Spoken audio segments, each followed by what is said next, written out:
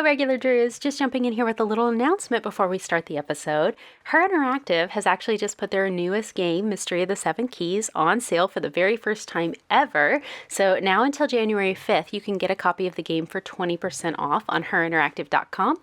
They've actually also put all the rest of their games on sale for 50% off as part of their stocking stuffer holiday sale. Also, we are so excited to announce that we are partnering with Her Interactive to give away a free copy of Mystery of the Seven Keys. We're going to be hosting that giveaway on our Instagram, so head over to @regularnancydrew for more information on how to win. Well, aren't you a regular Nancy Drew?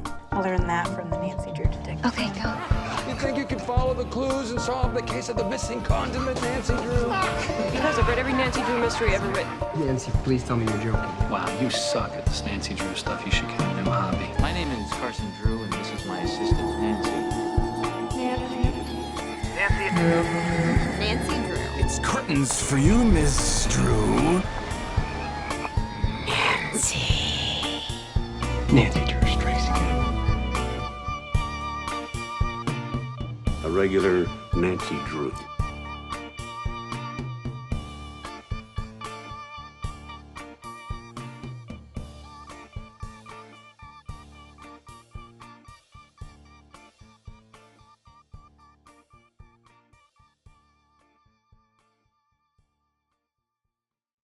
Well, hello, Regular Drews. Hello, and happy holidays! Happy holidays! Oh my gosh, yes, this is our holidays episode. I'm so excited. It's also, Corey, a very special episode because this is our 100th episode.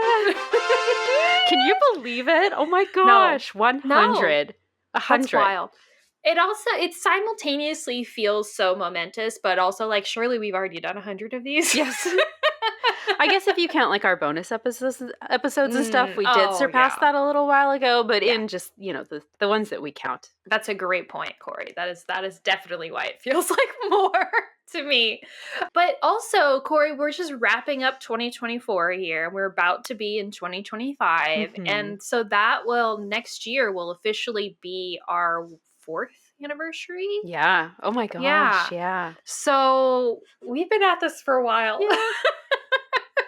So exciting. It is so exciting. It's so lovely. I say this a lot, but it's our 100th episode. So I'm just going to say it again.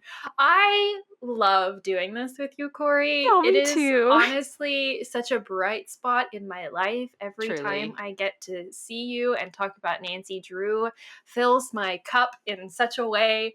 And just to be able to share this with all of you who are listening is just, and the kind of community that we have built and getting to interact with all of our Nancy Drew friends. Mm-hmm. It's just so lovely, and you guys are so wonderful, and I'm just so appreciative that you're here listening to us. You guys are so kind and welcoming and warm, and yeah, it's just such a joy to get to be here with everybody. Yes. So yeah, happy 100th episode, Corey. So fun. Yes, happy 100th. It's so crazy. Like, can you, for almost 4 years ago, imagine being here No. from where we started? Yeah. Come so far. It's so fun. Oh. Yeah. But so kind of in honor of the holidays and also because it's our 100th episode, we have chosen a very special book to cover today. One that is on theme with the holidays, but also probably, I think this series is our favorite series of Nancy Drew that exists. Mm-hmm. And that is the Supermysteries. And this book that we are going to cover today is A Crime for Christmas. Yay! Woo! So this is a Nancy Drew Hardy Boys crossover book. We are very excited. It is so good. Mm-hmm. It's honestly everything I need out of a holiday book because we've got Nancy and the Hardy Boys, Nancy and Bess, first of all. Yes. Thank God. And the Hardy Boys in New York City at Christmas time. Yes. There is skating at Rockefeller Center. Rockefeller Center. There is holiday shopping. There is sweets and decorations and Christmas music. And also, kidnappings, jewelry theft, sabotage, that kind of stuff. All excellent vibes. It was a really good one. I loved it. It was so much fun. Yeah. My only issue, why did we not just stay with Aunt Eloise again? I know. No Aunt Eloise. Well, and they didn't even mention her. And I was like, how are we going to be in New York and not mention Aunt Eloise? Right? I don't understand. Like, it's I mean, even in the files, because this is technically a crossover book. These Super Mystery books are crossover books between the Nancy Drew files and the Hardy Boys series, which is their files equivalent, the case files. So, like, we've mentioned Aunt Eloise before in the files, and even in a files that's actually it's published after this, but the little one we literally just read for Thanksgiving is she stays with Aunt Eloise in New York. So, like, where is Aunt Eloise? So I know that obviously we just finished Danger on Parade, the Thanksgiving episode. Obviously that one was published way after this Right. particular book. But my headcanon is just that they went to visit her for Thanksgiving, stayed with her, and have just been in New York ever since. And then maybe Aunt Eloise had like a work trip or something. She had to go out of town. And so just because they've been there for weeks and weeks, they're like, we'll just go ahead and get a hotel. Frank and Joe are coming anyway, so we'll just stay at the hotel with them. So that's how I've explained it to myself. Well, I mean, like, totally. And I don't mind the fact that Aunt Eloise isn't in this one necessarily. I think we've got plenty of characters to work with, especially because we have the Hardy Boys, right? Yeah. But you need to at least mention it. You need to mention her. Just be like, oh, we stopped by to see the Aunt Eloise. Or yeah, Aunt Eloise is out of town. Right. Like, just one sentence, just letting us know that, like, we're aware. And, you know, for whatever reason, she's not going to be in this one, you know? But that's like, all right. Oh well. it's just like Aunt Eloise erasure. Not putting her in there. Don't like it. So I think this is only the second Super Mystery, right, in this series of when they started these. That's And correct. I was able to find the author, the Carolyn Keene of this one. Ooh, who is it? Peter Larangus is his name. And he actually did Shockwaves as well. See, that makes sense. Yeah. Makes no sense. wonder we like it so much. Yeah. Yeah, so he has this series that's really well known called the Seven Wonders series, which I think is a children's mystery kind of adventure book. Oh wow. But so Christmassy. It was so festive, the story was. It was so fun. I was so happy because I was worried a little bit that it was going to be like a little bit Die Hard-esque in that it's just like a full like mystery. It just happens to occur at Christmas, but really there's no like Christmas ties to it or whatever. Right. But they totally bring in the Christmas in just the right ways, I think. Like with the carriage rides and it's snowing and there's ice skating and hot chocolate and hot nuts, which we've got to talk about the hot nut vendor at length. Yes.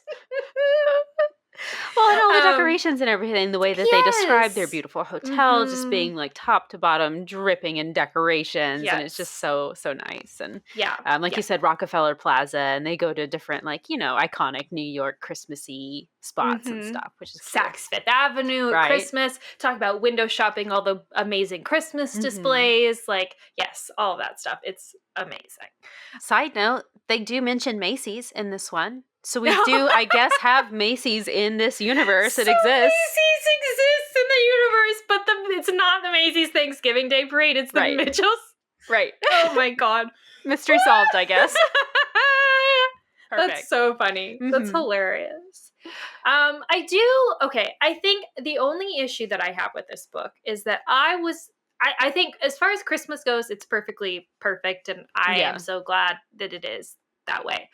But I was expecting it to be a little less like rough and tumble kidnapping and a little bit more high class galas, like cat burglars kind of a thing. Yeah. Really, that is just a subplot. Right. And the bulk of it is like kidnapping after kidnapping after kidnapping, which is like, okay. That's the Hardy Boys side of things, I feel like. They pulled that more in from the case files, unfortunately. Definitely. But. Yeah, if it was a Nancy Drew, this is so interesting because it's Nancy Drew and Class 101. Right. Right? If it was a Nancy Drew mystery purely, Nancy would be going to balls. She would be interviewing really wealthy people, like talking to like leaders and presidents and, doing all of that stuff. And there would be just a light sprinkling of action where she has to run away from a bad guy at one Right. point. Yes. Yeah, it would be way more focused on the UN side of things rather than the Yes. kidnapping side of things. But this was the reverse, which, yeah. Right. Oh, well. Exactly. Interesting. It's very interesting.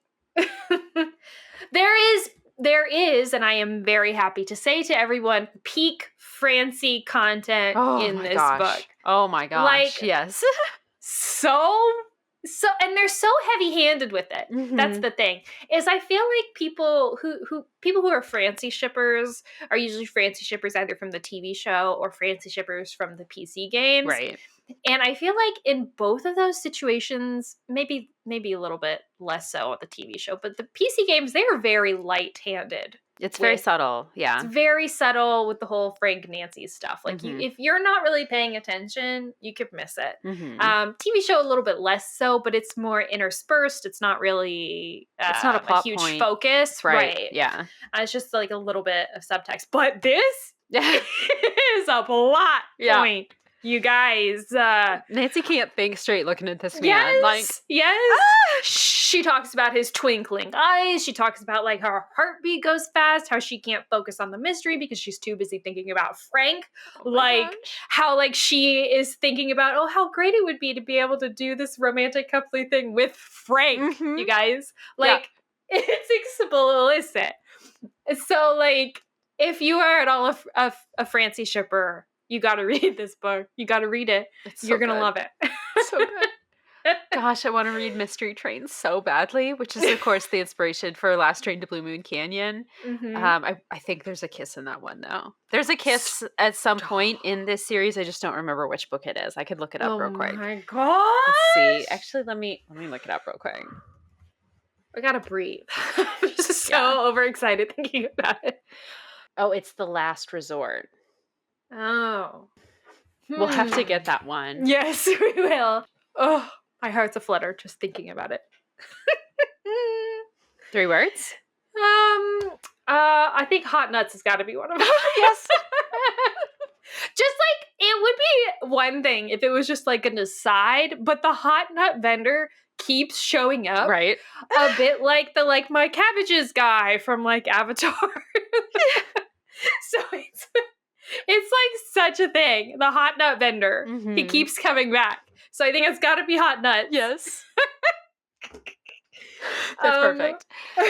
This also gave me like really strong like Hallmark Channel movie, like Hallmark Channel Christmas movie vibes with the Bess and John storyline. Yes. Yeah. That felt very Hallmarky to me. Even though the rest of the story is definitely not a Hallmark Channel type of movie, Right. it definitely felt that way. Yeah, maybe more Lifetime movie-esque. Yeah, in fair like enough. it's like, action-y drama. Sometimes Lifetime movies can get that way. So maybe like that. Yeah.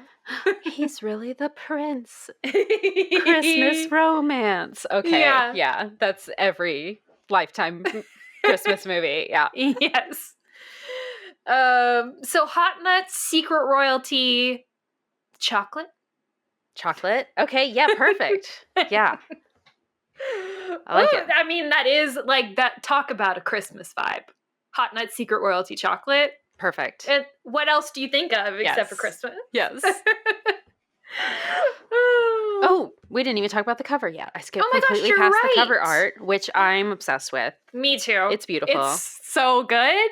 Nancy, Frank, and Joe on the cover, and obviously they're standing in front of the Rockefeller Center Plaza skate rink. You can see the Christmas decorations in the background, and I have to say there's a couple silhouettes back there on the ice. It's my headcanon that is Bess and Jean-Claude. Sorry. Oh yeah. Makes sense. Right? Yeah. They're the only 2 people there, right? It's got to be them. I will say Joe's expression on this cover is very intense. Yes. He's very upset. He was in a bad mood for most of this book, true. though, so I buy true. it. Yeah. Yeah. Frank, super hot. Yeah. Whatever, cover model they got to pose for Frank, props. Yes. Because that guy's attractive. And good. They're all wearing kind of like classic warm colors. I love Joe's leather jacket. Yes, of course. You guys know I'm obsessed with the leather jacket. Love that. And Nancy and Frank kind of subtly coordinate. I don't know if you've Mhm, noticed, but she's mhm. got her red scarf on and he's got that yellow sweater with a red stripe on it Ah. that matches. Her cozy little pink sweater with it. It's very cute. And they're both kind of like leaning towards each other. You know, they're both consulting like this piece of paper, which actually I don't know what that is supposed to be. That might be when they find the note with the numbers on it, maybe? I'm trying to think if there's any other Oh, notes that they find. maybe. Maybe Yeah. it's just a newspaper article or something. Well, it doesn't look like a Yeah, I newspaper. don't know. Anyway. It doesn't really matter. Maybe they could be looking at anything. But yeah, no, it's so good. And even in the background at the top behind the lettering, which is Mhm. Nancy Drew and Hardy Boys in big yellow and blue, which is lovely. You can see like the big Christmas tree, the Yeah. Rockefeller Center Christmas tree. And a little bit of like the skyscraper, almost a skyline behind you there. You can Yes. see a little bit of sky. We went to Yeah. this spot in New York.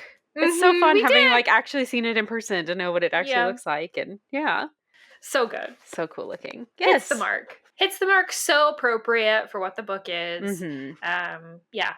Seasonal. Love it. Love it. Perfect. Yeah. Not a thing wrong. Okay. Should I get into it? Let's I'm do so it. excited. Yes. It's a Do you wanna longer start us? one. It is a longer one, right? They typically make the super mysteries a little bit meatier, which I do appreciate. You know, and so this one was about 215 pages, 22 chapters. Mm-hmm. So yeah, a little bit longer than usual, but not too much longer. Yeah. That's definitely not a complaint by any means. No, gosh, no. Nancy Drew Christmas was way longer than this one. I felt like this was a really good Oh, length yeah. for everything that Yeah. was going on. Yes. Totally. I did love Nancy Drew Christmas though. That was a good one. That was a really good one. Yeah. Even though it was super long. Yeah. It was really good. And I appreciated every second of it. Oh my god, Yes. you remember the chainsaws? Oh my gosh. How do you forget the chainsaws? Oh, the rear window esqueness of it. Oh my gosh. So good. The Christmas elf or like a crazy Christmas elf or something. I vaguely remember that. Mm-hmm. We Too might good. need to read some more diaries before I know. before long here. Oh, Yeah. definitely. Definitely. Oh my gosh. Yeah. I'm ishing for the diaries. Mhm. Yeah. Okay. Do you want to start or should I start? You can start. Yeah. Go ahead. Okay. So, chapter 1, Nancy and Bess are in New York City at Christmas time. Like we said, the ambiance is top tier. There's holiday music on the radios. There are decorations everywhere, amazing lights, and all that stuff. So great.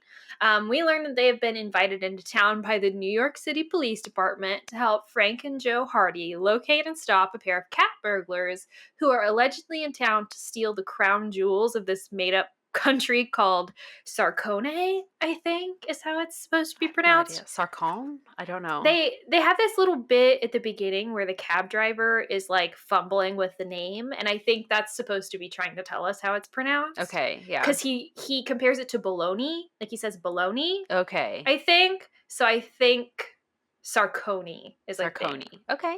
where we're supposed to go with it. Maybe. Yeah. Practically Genovia, right? Just this yes. made up. I think they're supposed to be French speaking. Not really Yeah. sure. We don't really gather a lot about what this Yeah. country is about, but whatever. Right. So it's apparently Sarcone's 500th anniversary or something, and they're having an exhibition at in New York for these crown jewels to celebrate that, and also to celebrate Sarcone's official joining of the UN. So it's like this big deal. We also learn that the Crown Prince is in town for these festivities, and Bess is already excited to learn about how cute he is, even though, of course, they're never going to meet him, right? No, of course not.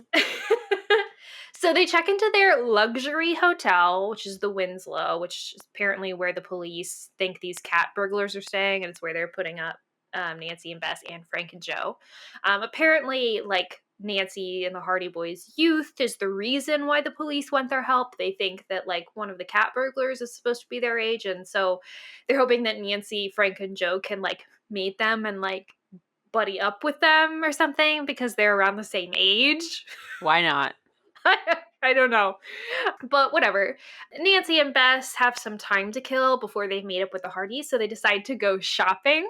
They end up in this chocolate store, and Bess spots some chocolate crowns in the back of the store that they're like being specially made for this UN gala that's happening in a few days. And she manages to sweet talk a cute employee into giving her one, even though he's not supposed to. Yeah. Just so Bess, peak Bess. I love this. Yes. As they leave, though, they just get into the street. Someone like runs up and snatches the bag out of Bess's hands. Nancy like turns around to chase this thief, and she sees actually 3 guys running, so she wonders if this is like a team of thieves or something.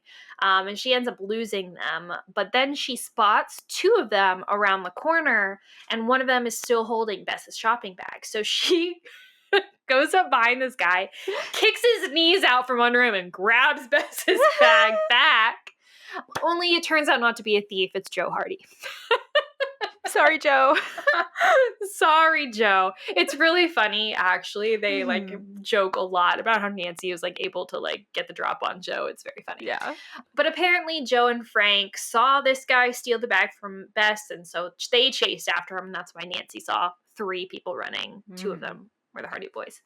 And they got the bag back for Bess.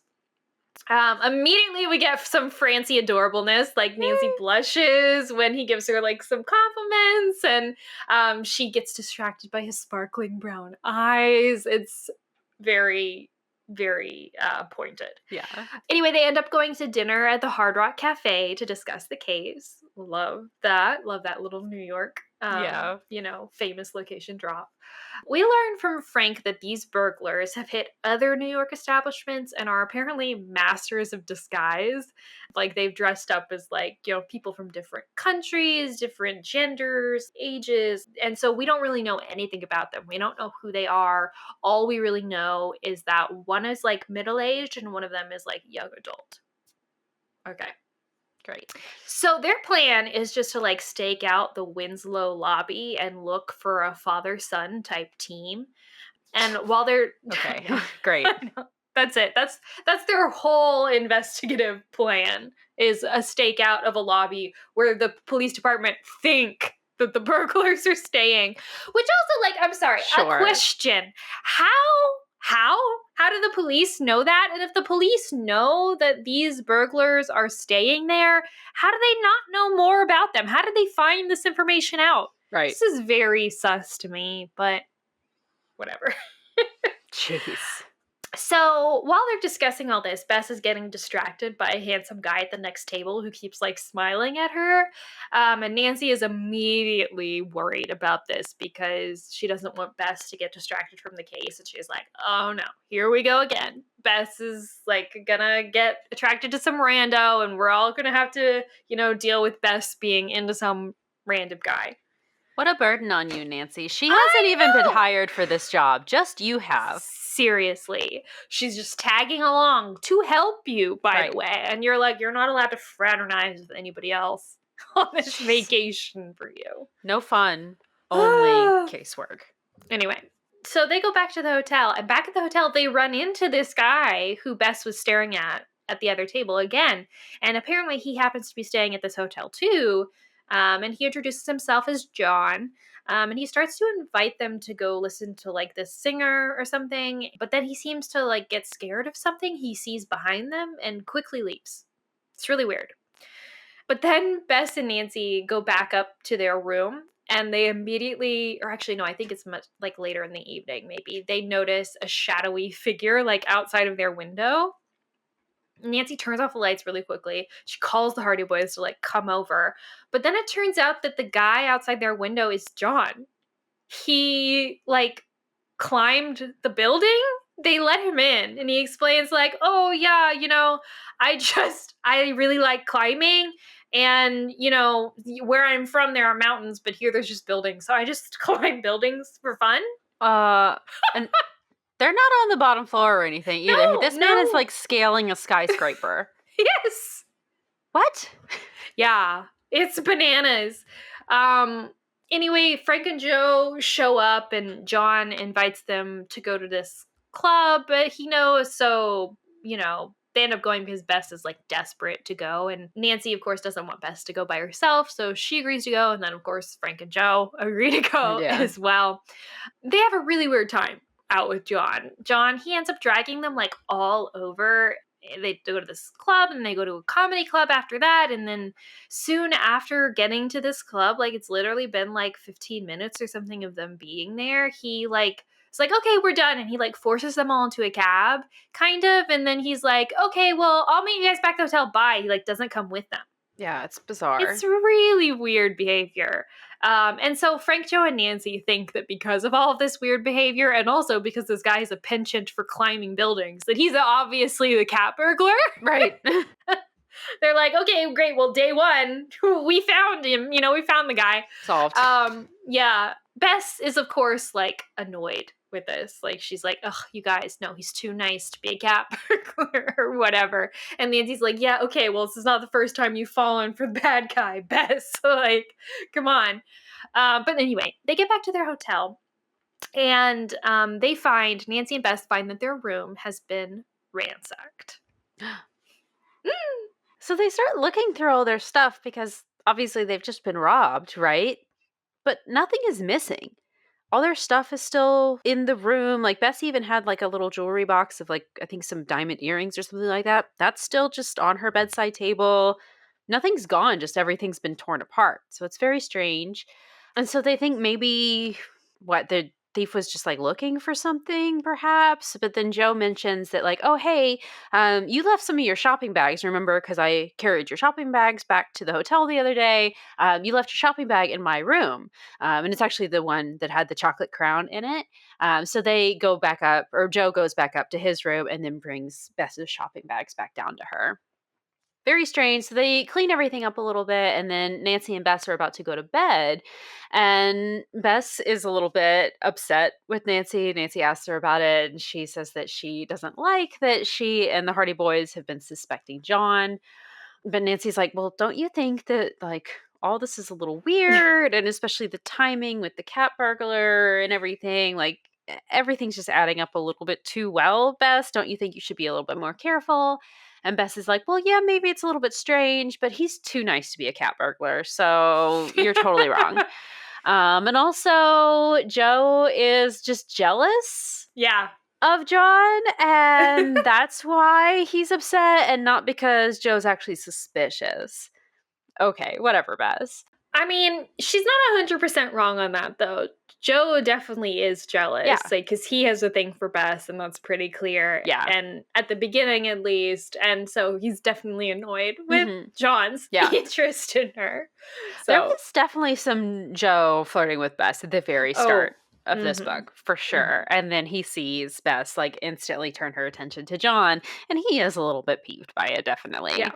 And Nancy even says, like, hey, Bess, don't you think the fact that he was so insistent that we go out to this club, and then we said we wanted to go back to the hotel afterwards, and he was so insistent about staying out and going to the comedy club, and then weirdly insistent about not traveling back to the hotel with us, do you think it's possible that maybe all of that was just a ruse to get us out of the room so that he and or his accomplice maybe could come in here and ransack everything?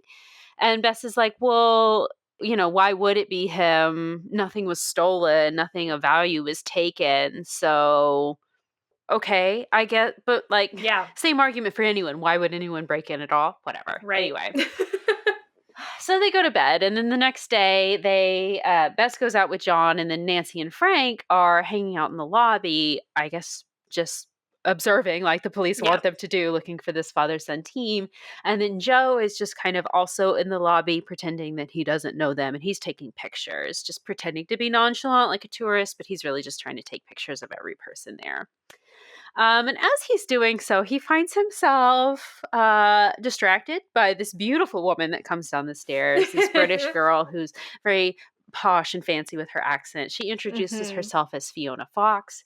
It's actually this kind of funny scene that he like realizes that he's taking this picture, and she comes over and is like, did you just take my photo? And he's like, maybe if you want a copy, I could give you the copy later. And she's just like, oh, okay, yeah. And they flirt a lot. And he was like, I was looking at all the beautiful architecture or whatever, but then I saw you, and I had to take a picture of you because you're so beautiful. It's like, oh. So breathtaking. Yeah.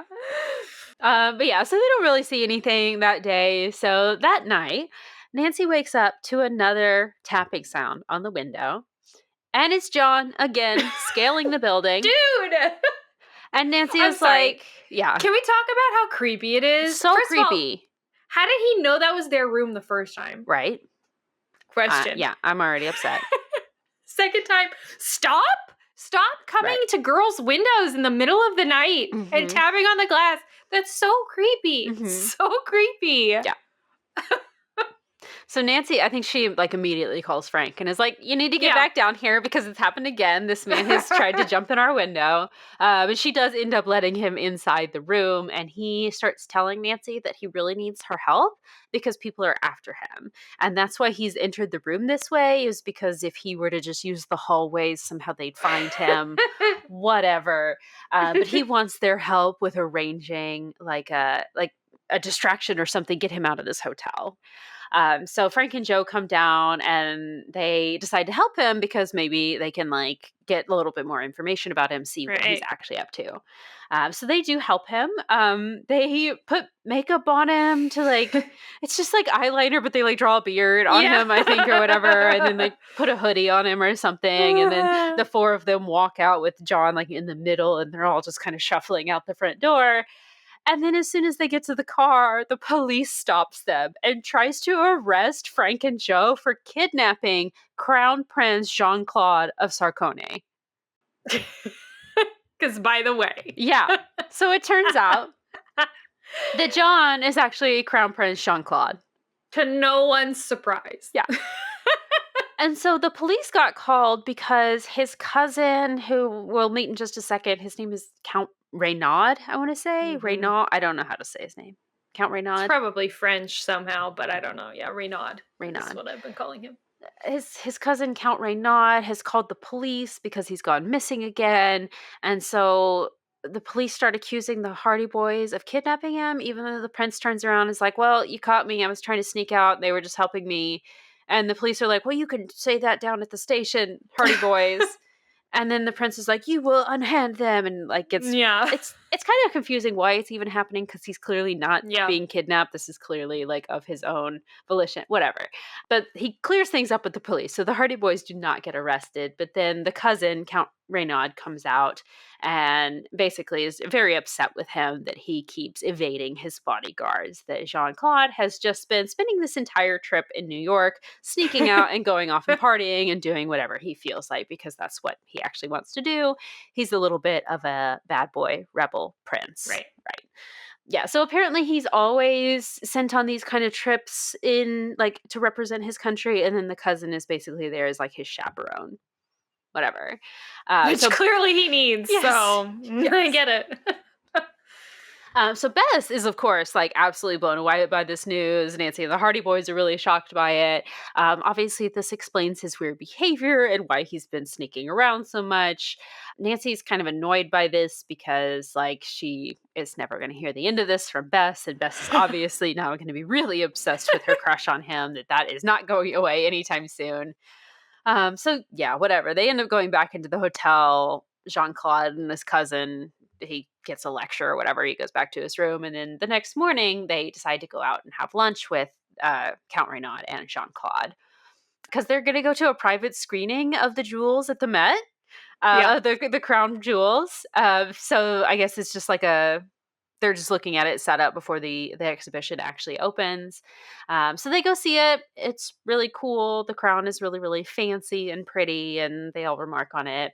They don't really do much there. They just kind of look at the jewels. But then as they're leaving, Jean-Claude comes over to them and is like, "Hey, we're supposed to stay here for a little bit longer, but we should just like leave because then we'd have like half an hour before we're actually supposed to leave and we could go like see Central Park.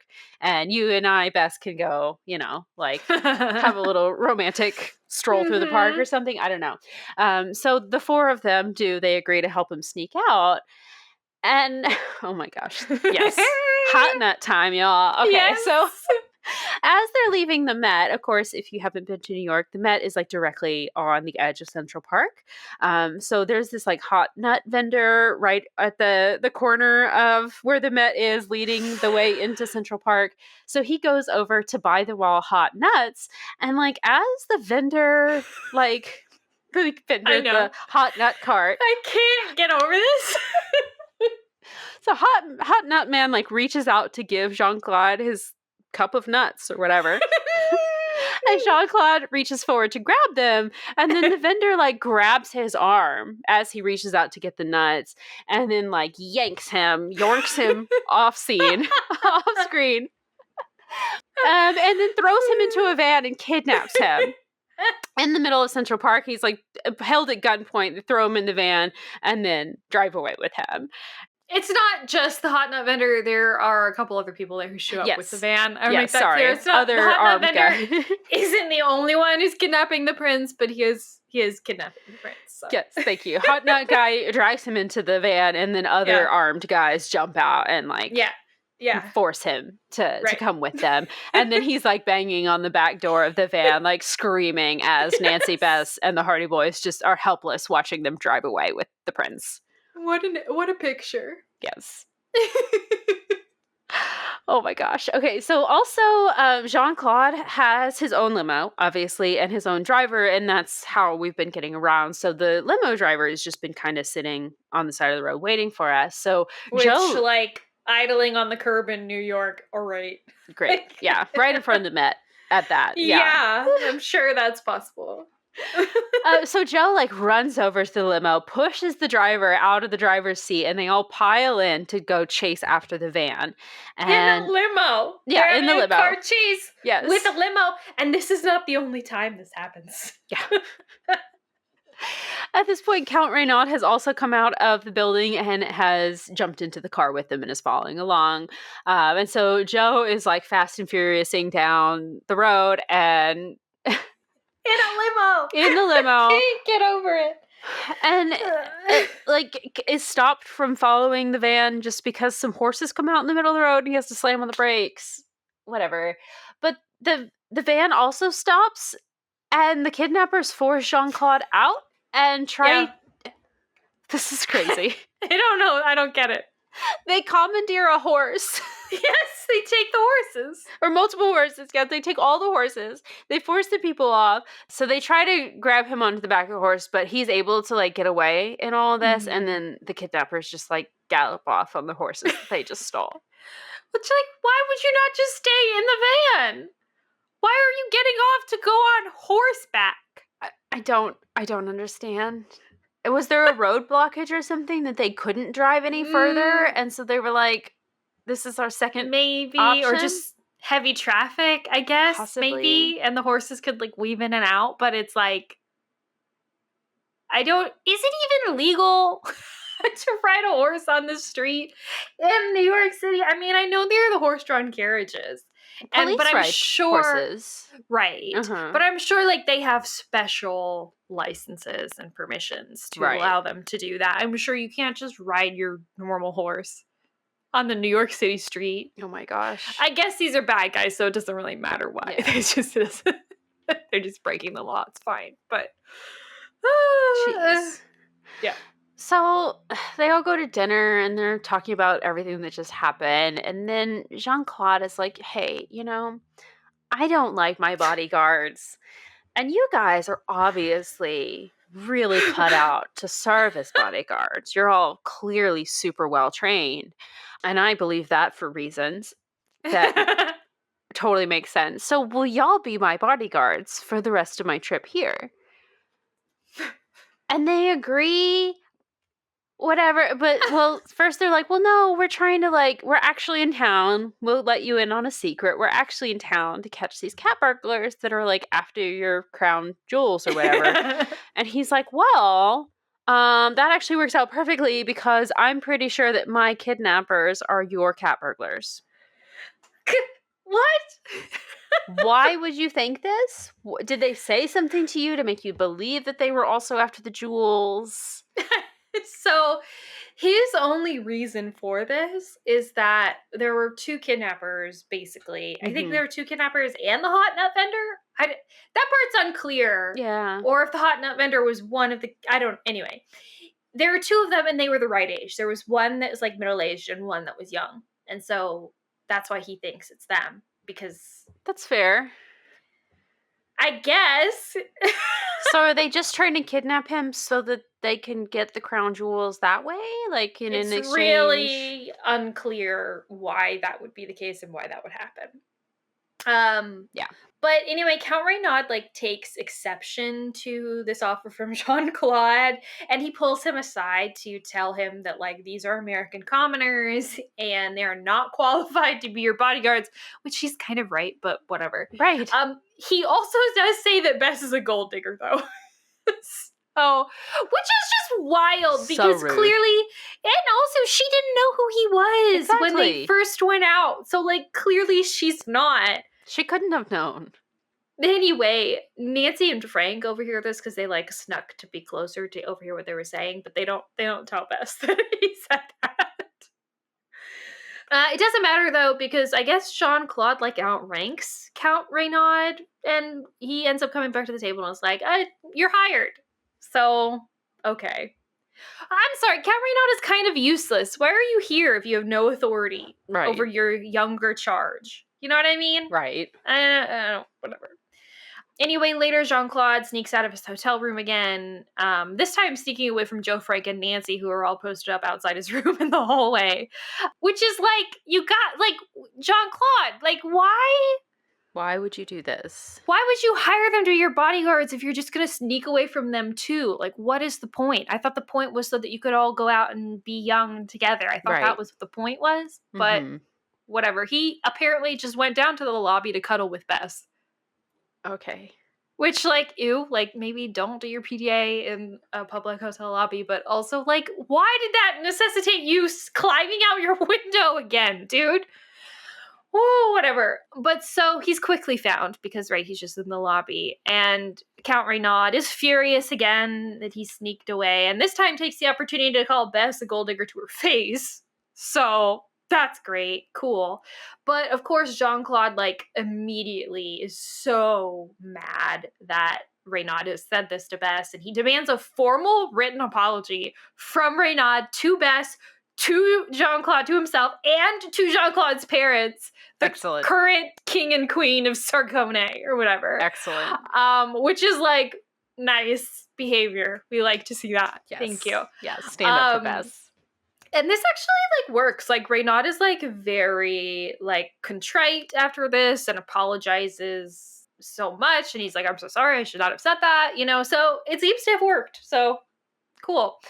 And he also asked, like, how can I make this up to you, right? And Jean-Claude, of course, only wants one thing, and that is to have a night out with Bess without Renaud there. Perfect. So they all end up going to this nightclub, which is honestly a true security nightmare, like dark, flashing lights, like so many different entrances and exits and all this stuff, but whatever. So they're there, and of course, 4 people in ski masks enter the club and pull Jean-Claude and Bess into some tunnel. Perfect. So here's kidnapping attempt number 2. They have a pretty intense fight in this dark tunnel, which is like, I guess, connected to the club or something. I don't know. There's this whole story about how the club like was like used during Prohibition, and the tunnels were to get liquor in and out and people in and out. I don't know, whatever.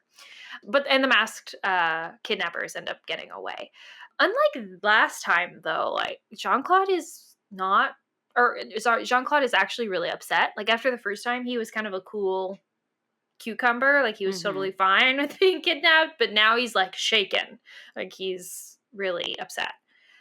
And anyway, they go back to the hotel and they like sit and talk about this in the lobby. And Jean-Claude is really sure that these are not the same people who tried to kidnap him outside the Met. He thinks these are totally different people. Interesting. And Bess also remarks that they seem to actually be after her, and only went after Jean-Claude once he tried to defend her from them. Weird. Really weird. Really confusing. So Joe heads back to Frank in his hotel room to go get their notes to try to, I guess, figure out this situation. Which, like, I'm sorry, what notes? What exactly have you learned so far about anything that you need to cross-reference or whatever? Right. Anyway, unfortunately, once Joe gets back to his hotel room, a black gloved hand covers his mouth and says, "Back so soon," and he gets knocked out. Meanwhile, back downstairs in the lobby, Frank is wondering what's taking Joe so long, so he goes upstairs to look for him. He comes into the hotel room and sees Joe conscious with an ice pack and being attended to by Dr. Fox, who is Fiona's father. You remember we met Fiona in the hotel lobby earlier, who she was flirting with Joe after he took her picture. Mm-hmm. So this is her dad. He says he came upstairs, saw the door ajar to the hotel room, and heard moaning. So he came in to see what was going on. He saw Joe on the ground.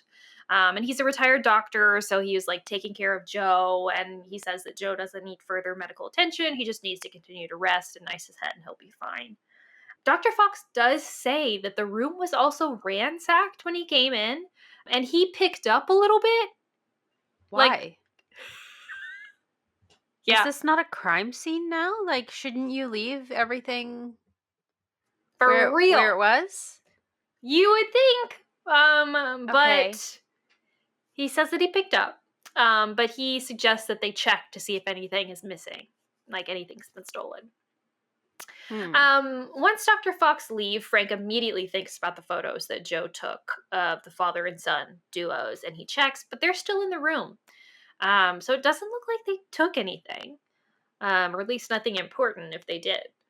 The next day, this is the day of the big UN gala, and I didn't realize this. So, like, literally, this is like 3 days. Like, they have 3 days to solve this whole thing, which is an intense timeline for a group of 18-year-olds, but so much happens on day 3 as yes. well. It feels like 6 Yes. days, honestly, the last day. It's crazy. Well, this is chapter 9, where we get to day 3, which is the last day. And this book has 22 chapters. So it's literally the entire second half of the book, plus a couple chapters, happens on the last day. Yeah. It's wild. Anyway, yeah, so this is the day of the UN Gala, and Jean-Claude takes them all ice skating at Rockefeller Center that morning. At this point, though, Joe was like fed up with Bess and Jean-Claude flirting. He ends up snapping at them for, I guess, thinking about being lovey-dovey while there's like crime afoot or something. Yeah. Which again is just Joe. kind of ridiculous, because it's like, why do they care? Like, why would they care? Anyway, so Bess and Jean-Claude go off to skate alone to get away from Joe, and Frank is annoyed with Joe for kind of like alienating them at this point, because he's worried that this is going to give them a reason to run off by themselves again, and like considering that this is like the last day they really have to stop the thefts or whatever, like, you know, that's a bad idea. And then Joe gets mad at Frank for getting on to him about this, and he ends up storming off. And so it's just Frank and Nancy like left alone by the ice, like watching the skaters. So what do? They start flirting. Yes! And it is delicious. Oh my gosh. Yeah, I think there's a part earlier in the book where Count Renaud like offhandedly says something about, Oh, yes. Frank, you and your little girlfriend over there.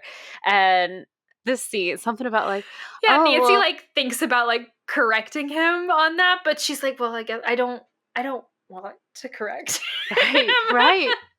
And then at this scene, she's like, oh my gosh, can you believe that like he thought that like we were together? Like, can you imagine? And Frank's like, oh my God, can you imagine? And like if we were together, and they like, oh, it's just like really, really sexually tense scene. I don't know. It's great. I loved it. So good. So good. But then Nancy and her Nancy brain immediately turns the conversation to the case, because that's how she flirts with Frank. That's their She's like, love language, this is right? too uncomfortable. I can't have an emotionally real conversation with someone. It has to be just business. Just business only. Let's turn it to the mystery. So she's like, oh, you know, Frank, I read an article in the newspaper this morning. Apparently the like whole thing with the Crown Jewel exhibit and the UN Gala, it's not just the 500th anniversary of Sarcone, it's also an official welcome into the UN, because apparently there has been like a lot of conflict within Sarcone of like half the country wants them to join the UN, the other half is opposed to it. And so mostly it's actually members of like the upper class of Sarcone society, actually including Count Renaud, that are opposed to joining the UN. But the faction like eventually dissolved because they were getting like a little bit too extremist and wanted things to be like more of a dictatorship in Sarcone. Yeah. Yeah, whatever. So they officially decide that they are going to join the UN. And then I guess the faction that was like really extreme eventually dissipated. And now everybody's glad that they're joining. blah, blah, blah, whatever. But at the gala, we've also learned from this article that Jean-Claude will be signing some papers on behalf of his father as like the official marking them joining. But at this point, Joe shows back up. He is in a better mood now. Actually, because he ran into his little crush, Fiona, on the ice. They flirt a little bit more, and then the two of them go to skate together. And then we have some more flirting here. And Nancy is like, oh, you know, Bess and Jean-Claude are off together, and Joe and Fiona. And that just leaves us here, just the two of us, not skating with anyone. Yeah. And so, oh my gosh. Nancy is just like really, really wants to, or she like really wants Frank to like skate with her so they can like hold hands, have this really romantic like skate around the rink or whatever. Oh my God. And then Frank turns to Nancy and he's like, you know, Nancy, I've been thinking about us. And then it starts snowing and it gets even more romantic. God. And then they hear Joe shouting from the other side of the rink. He is in a heated argument with someone. Who? Hot Nut Guy. Hot Nut Vendor! Why is he here? Why is he here? Yes. This is a plot hole also because we never figure this out, I don't think. Oh my gosh. Anyway. Whatever. So, yeah, so Joe's arguing with this guy, and so Nancy and Frank are like, oh my gosh, we better get over there so that we can go help Joe. But they have to, like, rent skates first because they didn't even put on ice skates up until now. Whatever. Anyway, so they go over, they rent some skates, and then they skate over towards where Joe is. Unfortunately, by the time they get there, somebody has, like, grabbed onto Nancy's arm. It's actually it turns out it's a game of Snap the Whip, where they're ice skating, so somebody just grabbed Nancy and pulled her into the game. Basically, it's like a pinwheel on the ice, and you're like snapping people out, trying to get people to let go or whatever. It gets broken up quickly, though, but unfortunately, it's not fast enough for Nancy and Frank to end up being able to reach Joe. Right. By the time they get over there, he and Fiona and Hot Nut Guy are gone. So they go back over to the skate rental return place, and they ask the girl who's working the counter there if she remembers seeing Joe, kind of describe him, and she's like, oh yeah, he actually had a message for you.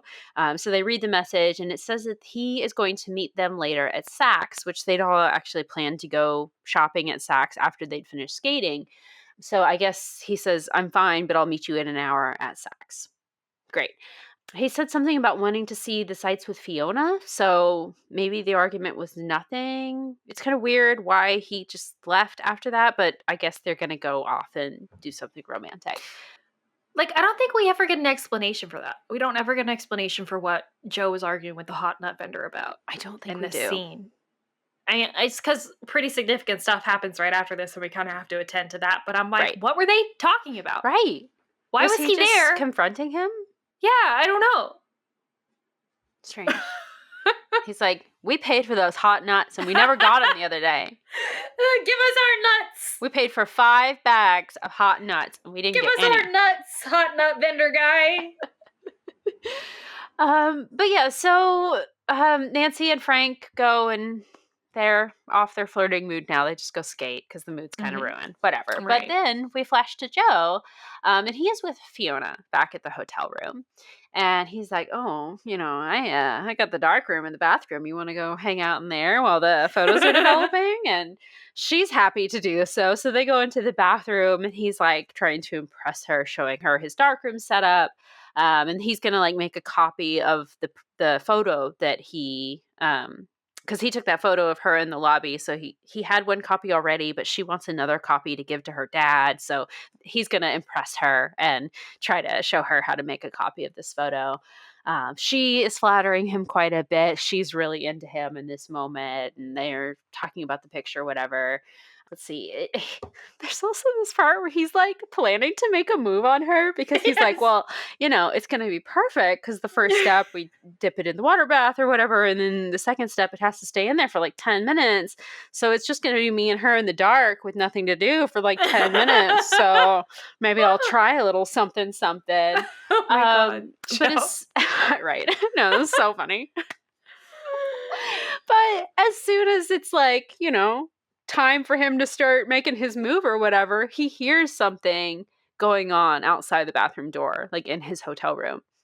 So he has to rush out, and he tries to like take the intruder by surprise, but they like obviously the intruder realized that Joe was in the bathroom because he's already like fled by the time Joe makes it out of the bathroom. So Joe starts chasing him down the hallway a little bit, but the guy like is waiting for him in the stairwell with a fire extinguisher and just blows the fire extinguisher all over Joe, and then uses that moment to like make his getaway. And then Joe is just like so overwhelmed by the fire extinguisher fog that he just loses the guy and ends up going back to the room. When he gets back to the room, Fiona is locked in the closet. Mm-hmm. And he's like, oh my gosh, what happened to you? And she's like, well, when you left, another man came in here, saw me, picked me up, threw me in here, locked me in here, rummaged around for a little bit, and then left. So Joe calls for Fiona's dad because he's the doctor. Remember, come and like take a look at her, and she's okay and everything. But then he goes back into the bathroom and sees that all the negatives of the photos are gone. So Fiona and her father leave to go recover from all of this, and Joe's like, gosh, darn it, I blew it with her. Darn it, I was so close to making a move and whatever. But now it's time for him to go to Saks to meet up with everybody else. So he goes, and just as he gets there, Bess and Jean-Claude have just gotten into a little horse-drawn carriage. And then he's supposed to like, I don't know, it's weird because Frank and Nancy clearly like want their own carriage to themselves, and they expect Joe and Fiona to have their own carriage. But then when he shows up without Fiona and like tells them what's going on, they're like, all right, just get in the carriage with us. So it's Bess and Jean-Claude in one, and then Nancy and the Hardy Boys in the other. So yeah, so Joe tells them everything about what just happened in the bathroom and all, and Nancy starts to realize like, oh, we've been looking for this father-son team, but maybe we actually should have been looking for a father-daughter team this whole time. Obviously, I knew from the moment where they were like, oh, we need to be looking at, father-son duos. I was like, this is obviously obvious. Yeah. Like, Yeah. this is your issue. It's not a father-son team. Right. And then the moment they met Fiona Fox, I was like, okay. Like, because her name is Fox. Like, come on. Mm-hmm. Like, the Foxes, are they burglars? Like, of course they are. Right. Of course they are. Well, we learned that they're masters of disguise and that sometimes they're dressed as women. Like, okay, whatever. Okay, so obviously Fiona, like, staged this whole thing just to steal the photos. Great. So Joe is not happy to hear about this, but he admits, like, okay, Nancy's making a lot of sense, though. But wait a minute. What about the other break-ins that they've had, though? Because this is what, break-in number 3? And Nancy's like, well, maybe we're looking at 2 separate sets of break-ins here. Like maybe some of the break-ins were done by the cat burglars, who we think are Fiona and her dad, and the other set was done by the kidnappers looking to kidnap Jean-Claude, but they broke into our room. Mm-hmm. Were they weird trying to kidnap somebody else? Weird. So there must have been some other reason to break into the rooms. We just don't know why. But now that we think that the Foxes are implicated in this, we have to get back to the hotel as soon as possible before they're able to get away. So they look ahead to Jean-Claude and Bess's carriage to try to like call them to tell them like, hey, we're going back to the hotel, but they are way too far ahead. Obviously, they can't hear them. And then Nancy realizes that an unknown limo has been following them this whole time. So they get out of the carriage to try to like catch up to Bess's carriage on foot, but it's too late because the limo has like pulled up and blocked Bess's carriage from where their carriage is. And at this point, a bunch of armed men jump out of the limo, abduct Jean-Claude and Bess, force them into the limo, and drive away. So kidnapping number 3. Yes. Yes. Yeah.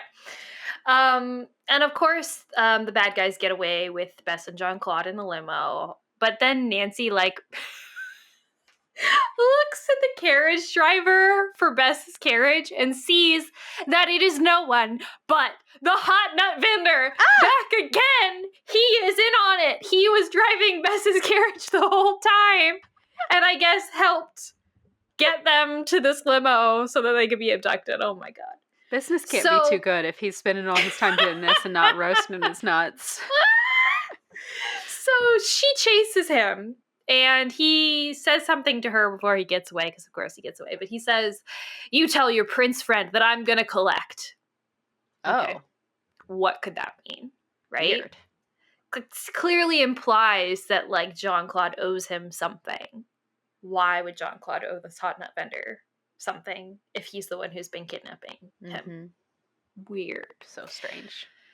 So Nancy meets back up with Frank and Joe, and they have found like a notebook in the street, and on it is like written some kind of weird number formula. And so they think that like this could maybe belong to the kidnappers. Like, obviously it could belong to anyone, but it's like bone dry and it's snowing outside, which means that like it had to have just been dropped. Otherwise it would be wet.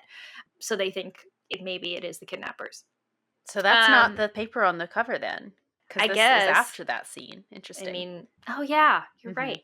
Yeah. Not important. But yeah, anyway. But now Bess and Jean-Claude have been kidnapped, and Nancy, Frank, and Joe don't have anything that like they can do except to like go back to the hotel, try to call the police, maybe like alert Renaud in case he gets like a ransom demand or something. And then also, of course, we still want to catch the foxes, right? But they get to the hotel, and the desk clerk tells them that the foxes have already checked out because why would they stick around, right? So they go up to Renaud's room to tell him about the kidnapping, and he's furious, of course, and talks about how they're so young and incompetent, et cetera, et cetera. And he refuses to call the police, citing like all the publicity it would bring, and then like forbids them, like Nancy, Frank, and Joe, from continuing to like be involved and investigate. But it's like, Bess has been kidnapped, and you don't want us to call the police, and also you don't want us to try to like, screw you, dude, like that's our friend kind of a thing. So like they leave, and Nancy's all furious about this and really concerned because of course she doesn't think Count Renaud is going to prioritize Bess's safety because he thinks Bess is a gold digger, and right. So anyway, they're talking in their hotel room, and then they hear like a thump and a like at their door, and then like a low moaning. And so they go and open the door, and it's Jean-Claude slumped against the door, and he like falls into their room. Oh. What? Hi. He's like dirty, and he looks like he's been roughed up, but he's otherwise fine. And he says that he was able to escape these kidnappers where he was being held, but he was like just so terrified throughout the whole process that he has no idea where he was being held. And Joe is like furious at him for leaving Bess there. But Jean-Claude says, well, like, I was being held in another room. I wasn't sure where Bess was. And also it would just be me against 3 other guys. And I just didn't think that would be successful, and blah, blah, blah, blah, whatever. Joe's still pissed, but okay. Then Renaud shows up at the door, and he's very concerned about the state of Jean-Claude. But when Jean-Claude says that he's going to take the limo out to go look for Bess, Renaud tries to stop him. But of course, Jean-Claude is insistent, so they all end up getting into the limo together, including Renaud, to like try to go backtrack to wherever it was Jean-Claude was being held. But Jean-Claude starts acting really weird. He's like asking the driver to go to places that don't make sense, like the west side versus like the east side or whatever, because they were like trying to work out like where he had run from. And he said like he had followed the subway tracks, and it was like, well, but the subway tracks go that way. Like, why would we go that way? And so it's very weird. And at one point, Nancy even like wants to stop to interview some of the carriage drivers that are like nearby, maybe because they might have information about Hot Enough Victor guy. Yeah. But Jean-Claude like refuses to let Nancy do that. He's like, no, keep going, don't stop. Like, what? Like, why is he doing this? And at one point, the driver asks if they know the address of where they're going, which is like, no, dude, obviously they don't keep up. But he mentions like, oh, there are these like formulas that you can use to calculate the right cross street to find, for where the address is. And this makes something occur to Nancy. And so when they stop the limo to get gas, she gets out to go look at this Manhattan Street Finder guide, which is what the driver was using. And she realizes that the formula that they found on the notebook is this formula that you would use, that the limo driver was talking about it. And from it, they can reverse it and find the address that the kidnappers must have been using. Genius. Before they get back into the car, though, Nancy tells the Hardy Boys another theory that she has. Because remember how Jean-Claude wasn't freaked out at his first kidnapping? And how he didn't recognize the hot nut vendor as the carriage driver before this most recent kidnapping? And also how he didn't want Nancy to try to talk to the carriage drivers just now? Well, what if? What if Jean-Claude actually planned the whole thing and staged his own kidnapping? Frank and Joe are like, I don't know, Nancy. Some of the details don't make sense. Like, why would he be so roughed up? And then he was also there was an attempted kidnapping that second time. What about that? And then what about the room break-ins and all that? How does it fit together? Nancy's like, I don't know, but there's something up with him. And so they all get back onto the limo together. And honestly, this is the most masterful interrogation kind of setup that Frank, Joe, and Nancy all work on Jean-Claude. They all work together to get him to confess that, yes, he did hire the hot nut vendor to attempt to kidnap him and Bess multiple times. What a great guy. I know, seriously. Oh my gosh.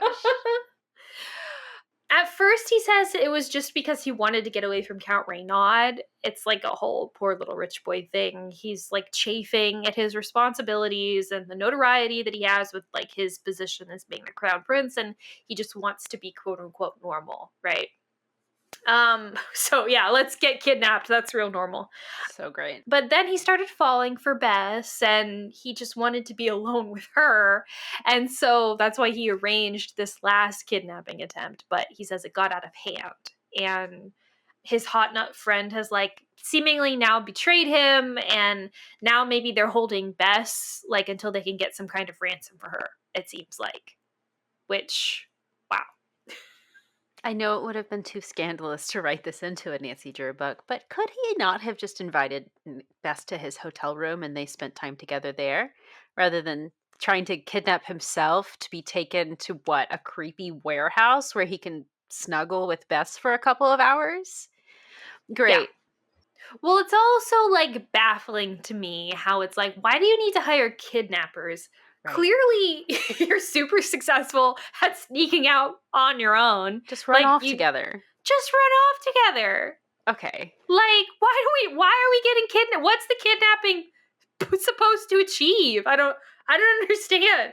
And don't clue Bess in, so you ensure she's terrified during all of this. Right. Great. Okay. Right. But anyway, now they know the address from this formula, so they go to this address. Turns out it's some warehouse, which is creepy and weird. Renaud ends up staying in the car, and he wants Jean-Claude to because it's dangerous or whatever, but Jean-Claude refuses. He's gonna go try to help Bess.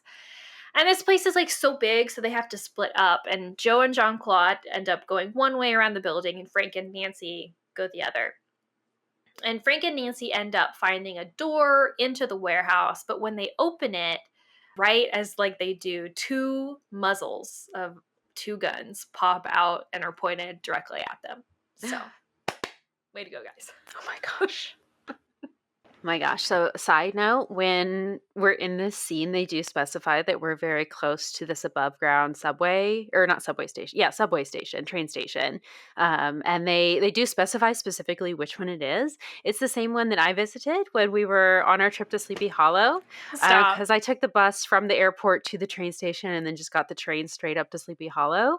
Mm-hmm. And so I went to this exact same one, and they describe it exactly what it looks like in real life. So very nice attention to detail. Peter, the author of this one, really appreciated that one. That was pretty cool. I do think so. I saw on his Wikipedia page, he lives in New York. Not surprising. Yeah. Which is not surprising at all.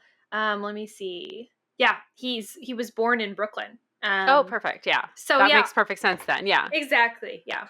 So yeah, it was just really cool to be able to picture it in my mind, because I was walking down the exact same street that they are walking down in this scene here. So that was really cool.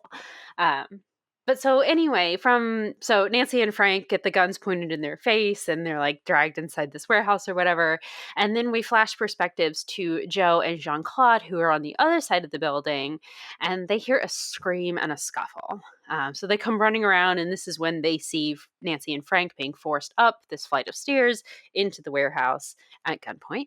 And they're like, well, this is not good. What do we do? And so they start talking amongst themselves. They decide that one of them needs to cause a distraction, and then the other one needs to run in and rescue Bess, Nancy, and Frank. So they decide that that's what they're going to do. Jean-Claude has an idea for a distraction and does not tell Joe what it is, but he's like, all right, Joe, you go do your thing. And Joe is going to use the fire escape to like climb up to the second floor of the building and then like, I guess, sneak in a window or something to the room where Bess and Nancy and Frank are being held. So Joe scales up the fire escape waiting for a distraction and soon learns that Jean-Claude's brilliant idea for a distraction is to get a forklift and drive it through the wall of the building. Perfect. So he starts hearing these like booming noises. It's like, is somebody setting off an explosion? Like, what's going on? No, just him driving straight through some bricks. So luckily, Joe is able to get to the top of the fire escape in time because this actually knocks the fire escape off the side of the building. Right. And then Joe is able to get inside, and it's really chaotic. And the bad guys start freaking out because they don't know what all these noises are. They don't know what's going on. And so they run downstairs to see what's going on. And in doing so, they like see Jean-Claude, and then Joe is able to sneak in, untie the other three people, and then the guns start shooting. Right. So the kidnappers start realizing what is happening here. So they start shooting at Jean-Claude and everything. And they're like screaming and trying to like get the four of them out of there, but then also get Jean-Claude with them so that they can all get out together. But then in all the chaos, another shot rings out and Jean-Claude just slumps over the wheel of the forklift. So Bess starts freaking out because she thinks that he's been shot and she runs over. But in doing so, because obviously no one's in control of the forklift anymore, it's just going. And she's like directly in the path of the forklift now. So Frank is actually able to like run and jump inside the forklift, shove Jean-Claude over to the side, and then like swerve the forklift so that we don't hit Bess. And then they all just like jump on the forklift together and then just ride it out of the warehouse. Amazing. Yeah, and Jean-Claude is fine, by the way. He was actually not shot. He just got like hit by some falling debris or something like that. So he's okay. But then we're still just driving this forklift down the streets of New York City. In all this chaos, they left Raynaud in the limo, and they told him and the limo driver to just like wait on the other side of the building, just on this side street. And so we just drive the forklift over there. Here we go. Probably at a snail's pace. And when we finally get there, there's no limo. And so we just drive our forklift right back to the subway station at 125th Street. Here we go. Imagine. Yeah. Just imagine somebody on the street, like, just seeing this forklift rolling by. Like, also, like, it's, like, so slow. Like, you know how slow a forklift goes. So it's like people traffic. Are walking faster than the forklift is driving. And then you look up at it, you see, like, all of these, like, horribly scraped up teenagers. And they're like, hey, wait a second. Isn't that the Crown Prince of Sarcone? Barely conscious, by the way, because he's been hit by this falling debris. Oh my god. Weird. Oh well. This line of cars honking behind them because they can't get around them in traffic. In true, like, New York fashion, just, like, look away. Like, don't look at the weird event that's just happening right over there. Like, it's not our problem. Let's just ignore it. Like, not my circus, not my monkeys, not my problem. It's fine. Oh my gosh. So, yeah, they get to the train station. They just leave the forklift, I assume parked in front.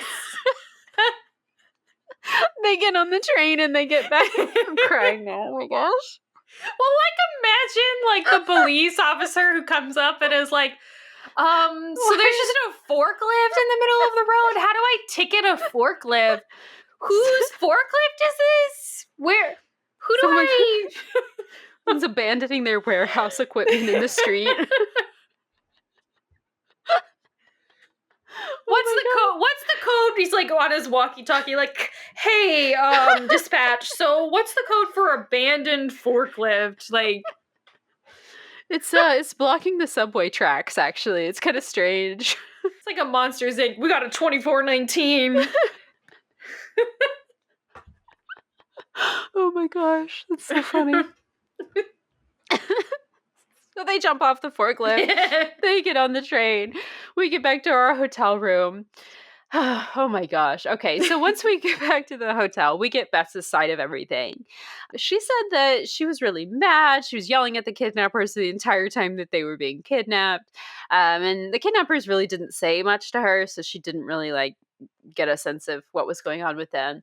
But she does remember feeling like they were after her, not after Jean Claude. Very strange. And so we start thinking a little bit. We're like, okay, that first night in the club, the kidnappers went after Bess. And they only grabbed Jean Claude when he came over to defend her from the kidnappers. And that's why they both got dragged out.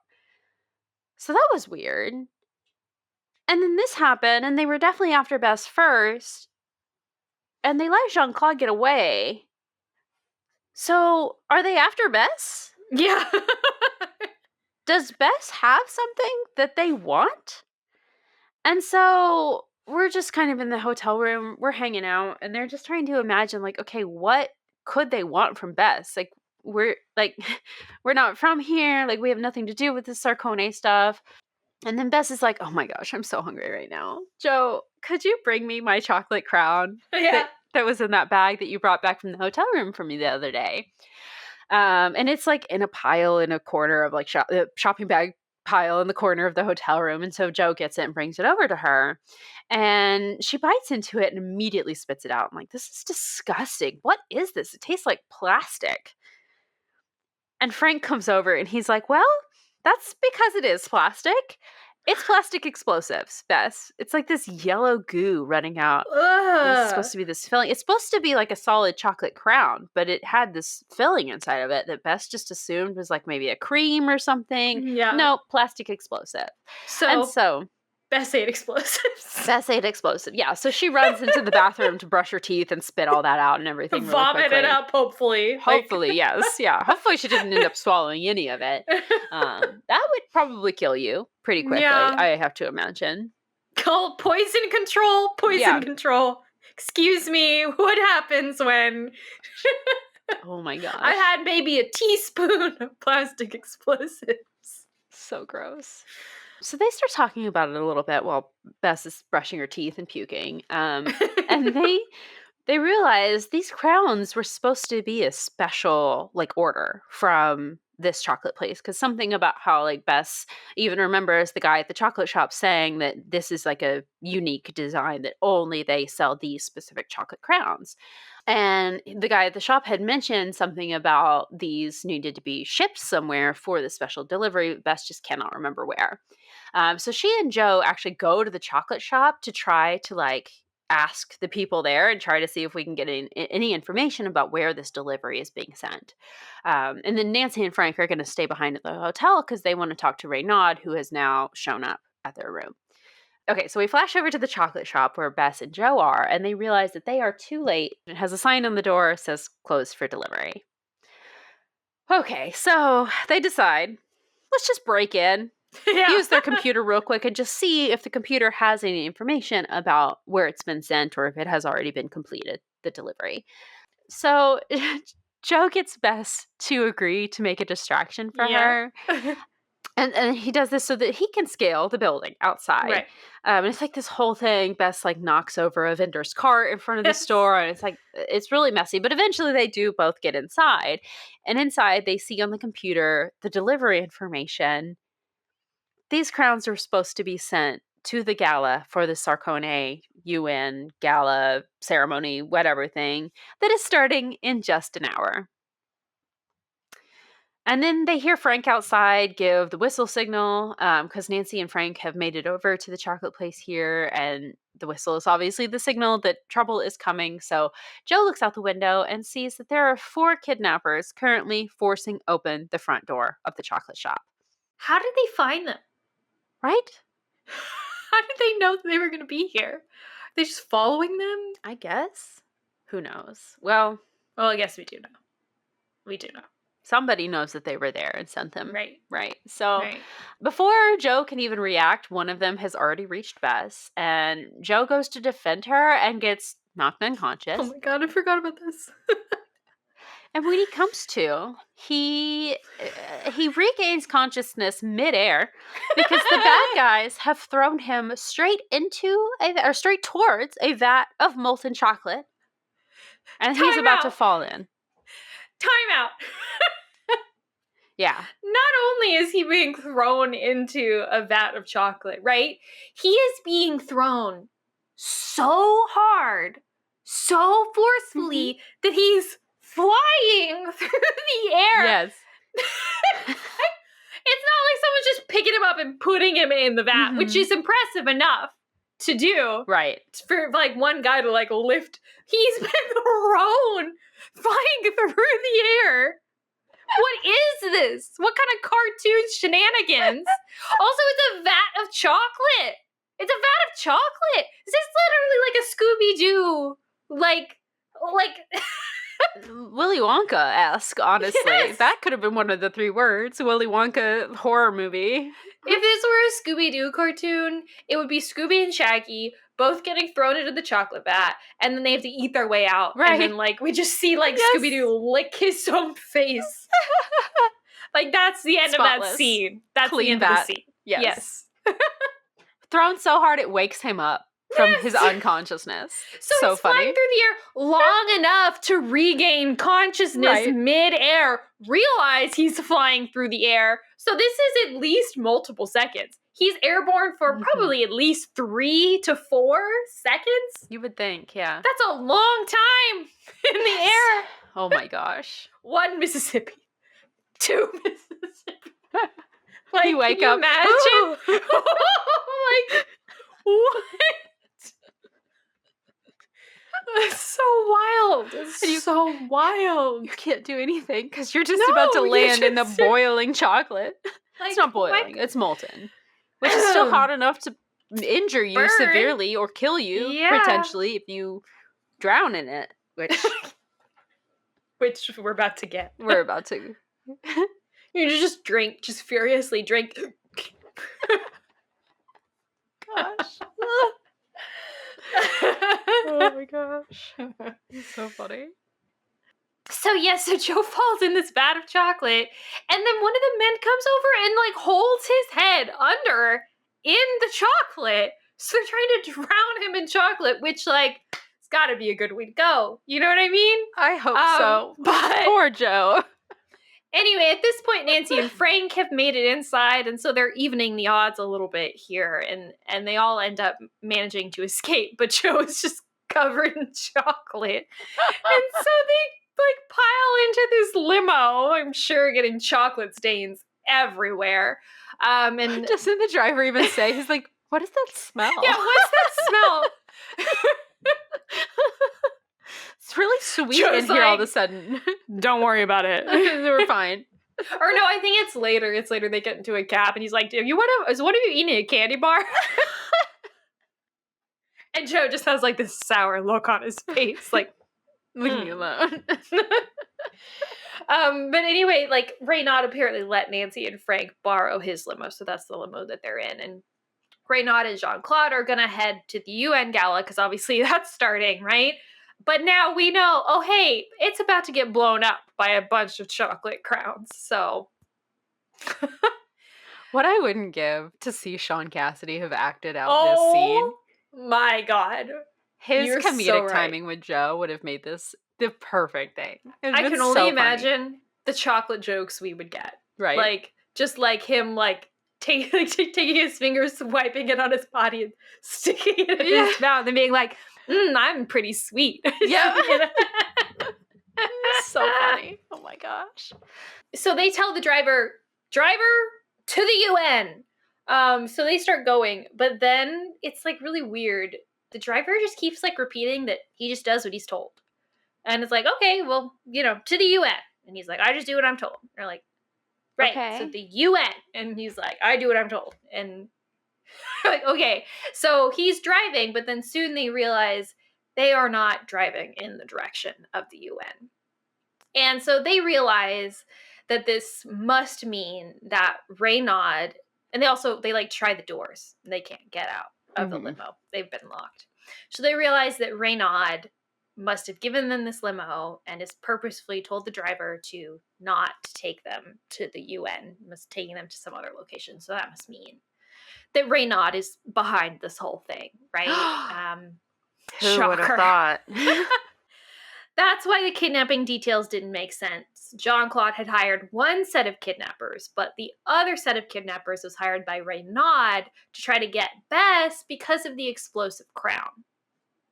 Right? Perfect. He didn't want them to have that or to figure that out. So he's the one trying to blow up the UN gala. So they yell and they scream at the driver and they pound on the glass and they can't get out of this limo. And so Nancy ends up getting the limo driver's attention by ripping out the plastic, or pretending to rip out the plastic explosives from inside the crown, sticking it to the window in between them and being like, hey, does this look familiar? If we're going down, you're going down with us, buddy, which is like super intense, and love that energy from Nancy. I really love this, yeah.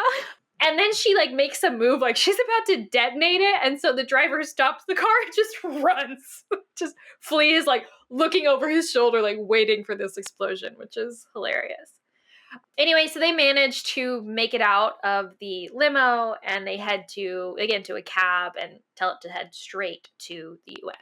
Question, why not just steal this limo? I don't know. Anyway, not important, but... Maybe he took the keys. Who knows? Oh, maybe, yeah. Although in the files, Nancy can hotwire a car. Right. So I feel like it would have been faster to just steal this than it would have been to get out with Joe dripping chocolate on the streets of New York and then find a cab. Yeah. Anyway. Well, so there's also a part here. They are getting chased by another limo. So you'd get away faster if you just jump back into the original car. I don't know. Yeah. Instead of running from the car and then finding a cab from there. Anyway. For sure. Anyway, yeah, they find a cab. They get into the cab, and the cab driver asks if someone's eating a chocolate bar, and Joe's ashamed, and they go to the UN. Once they get to the UN, they're all looking a fright, obviously, and Joe's covered in chocolate, and so the door attendant does not want to let them in. She's like, over my dead body, I don't care if you are on the list, you're not getting into this venue looking like that. Yeah. Get lost, right? Same clothes from like the warehouse kidnapping and everything too. And they were like tied up in the warehouse running from the forklift. So they're like covered in plaster dust. Yeah. Joe's covered in plaster dust and chocolate. Mm-hmm. Bess probably got plastic explosive on her still. Vomit, Nancy's got it all over her hands from putting it on the window. Right. Oh my gosh. So anyway, they decide that the best way to get into the event is to dress up as waiters. Because they notice that waiters are getting in and out without having to check with the door person. So that's what they do. And this is very classic. And of course it works. So we love that. Once inside, though, Renaud and Jean-Claude are like nowhere to be seen. They do see all the chocolate crowns in the display. And they know that like we have to find the detonator for this, right? Because we could try to go up to the crowns to try to get the crowns out. But surely whoever is going to blow this thing is going to notice us doing that. So we have to be sneaky and try to find this detonator instead. But just as they start looking around, the DJ announces Renaud and Jean-Claude, who have just arrived. Jean-Claude ends up making a speech, and while he's talking, Nancy, Frank, and Joe notice Renaud talking intently with the DJ. And so they assume that it's the DJ who's going to be the one to set off the bomb. Once the DJ takes the mic back from Jean-Claude and starts to direct everyone's attention to the crowns, they see the detonator. It's in like this small plastic box, and the DJ is like reaching for it. So Frank goes to tackle him, and he ends up knocking the detonator out of his hand, and it goes flying through the air straight into the hands of Renaud. Okay. And then at this point, the DJ ends up making a comment about how the crowns are going to explode, and then someone overhears him in the crowd, and the crowd starts to panic, and everybody starts to run to try to get out of here. Then Renaud tries to run away too, but Nancy, Frank, and Joe follow him. And he shouts at them to like stop or he's going to blow everything up. And his finger is like hovering over the detonator button to like press it. But Joe ends up going for him anyway. And so Renaud pushes the button. Ah! Nothing happens, though. We're all just standing here in silence. But Joe knows this because actually he already clipped all the wires from the DJ's little box on his platform. Love it. Yes.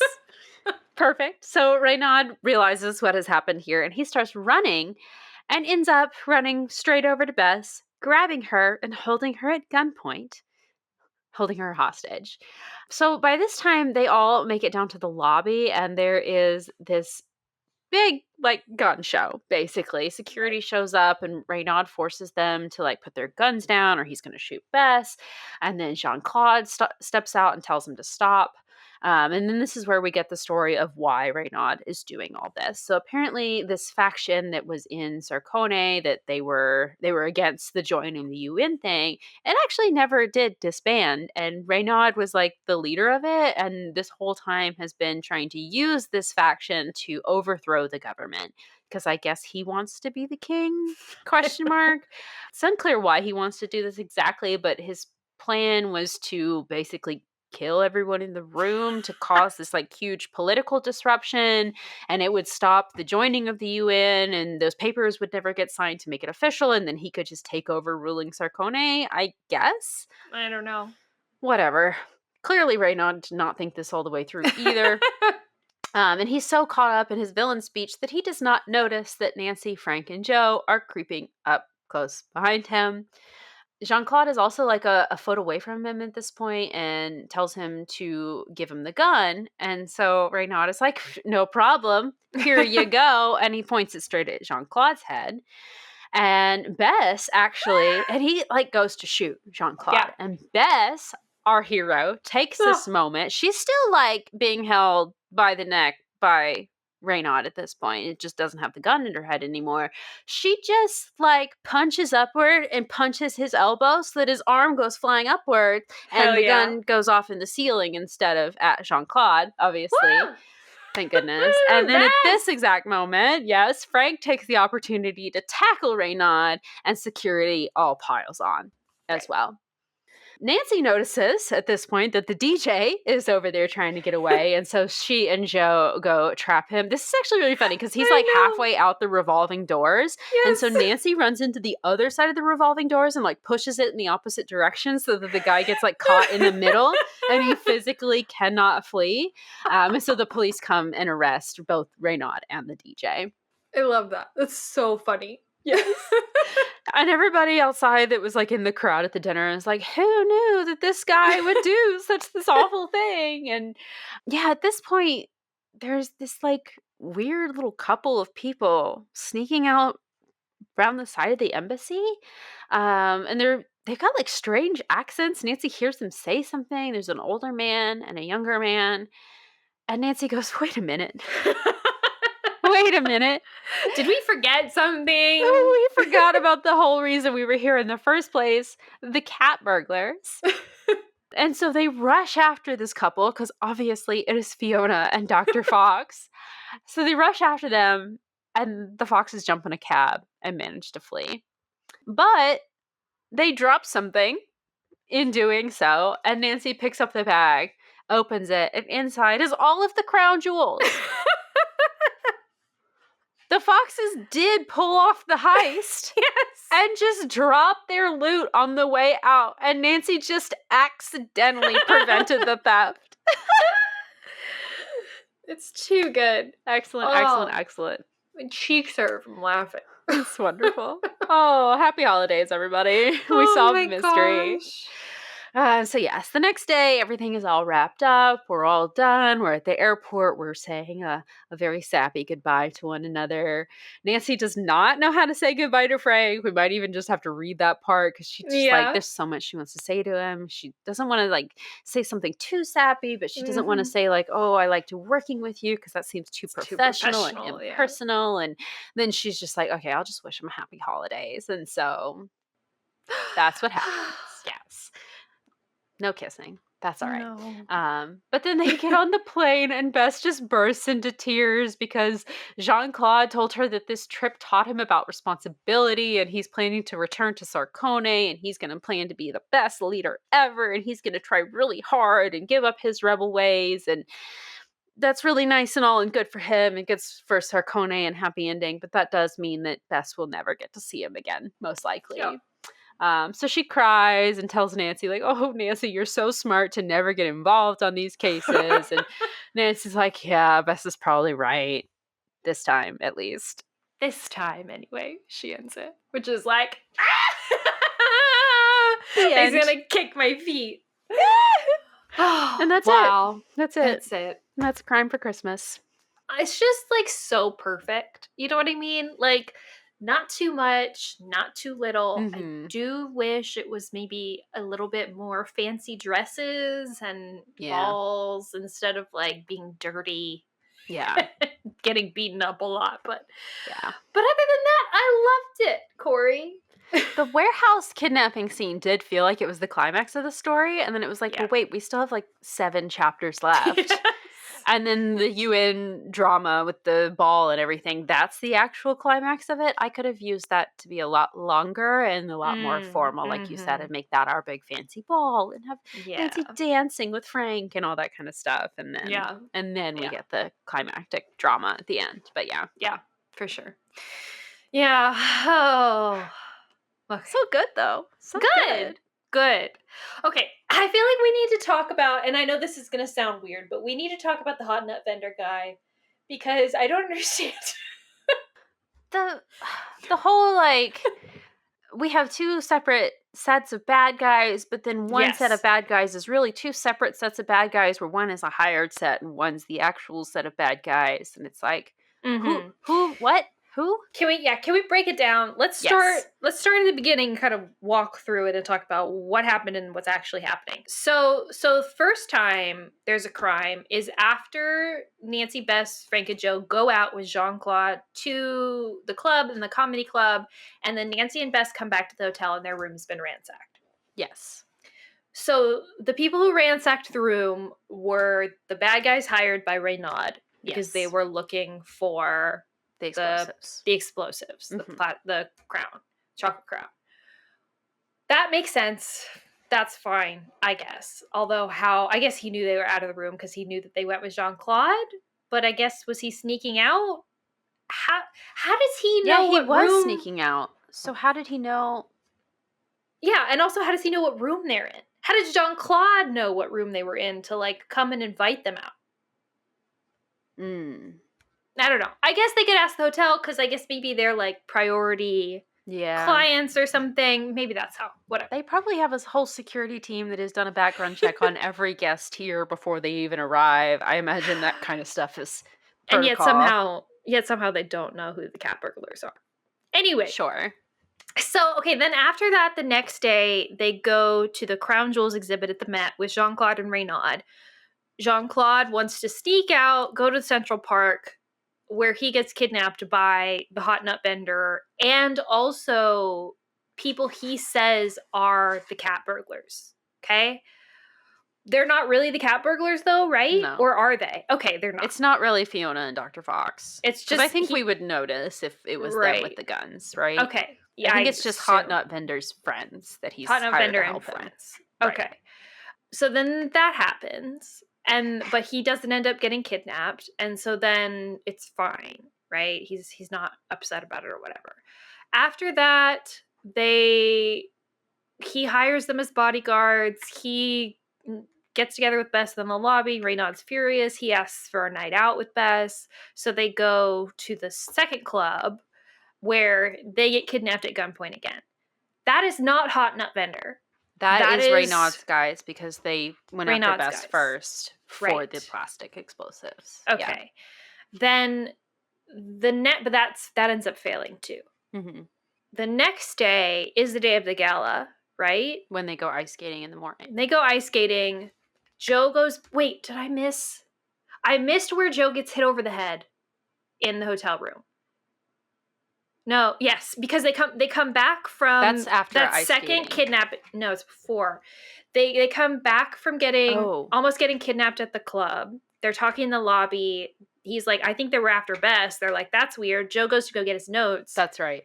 Gets hit over the head. That was the Foxes? That was the cat burglars? I assume so because it was too suspicious how Dr. Fox was like, I Just just showed happened to up. be walking past and saw your Right. room open. Right. Yeah, I'm pretty sure And that was then- them. And Fiona gets thrown into the... No, not yet. That's after the ice skating. Yeah. Yeah. But he does say that their room was ransacked, but nothing was taken. Right. So that's because they were looking for the... Wait, no.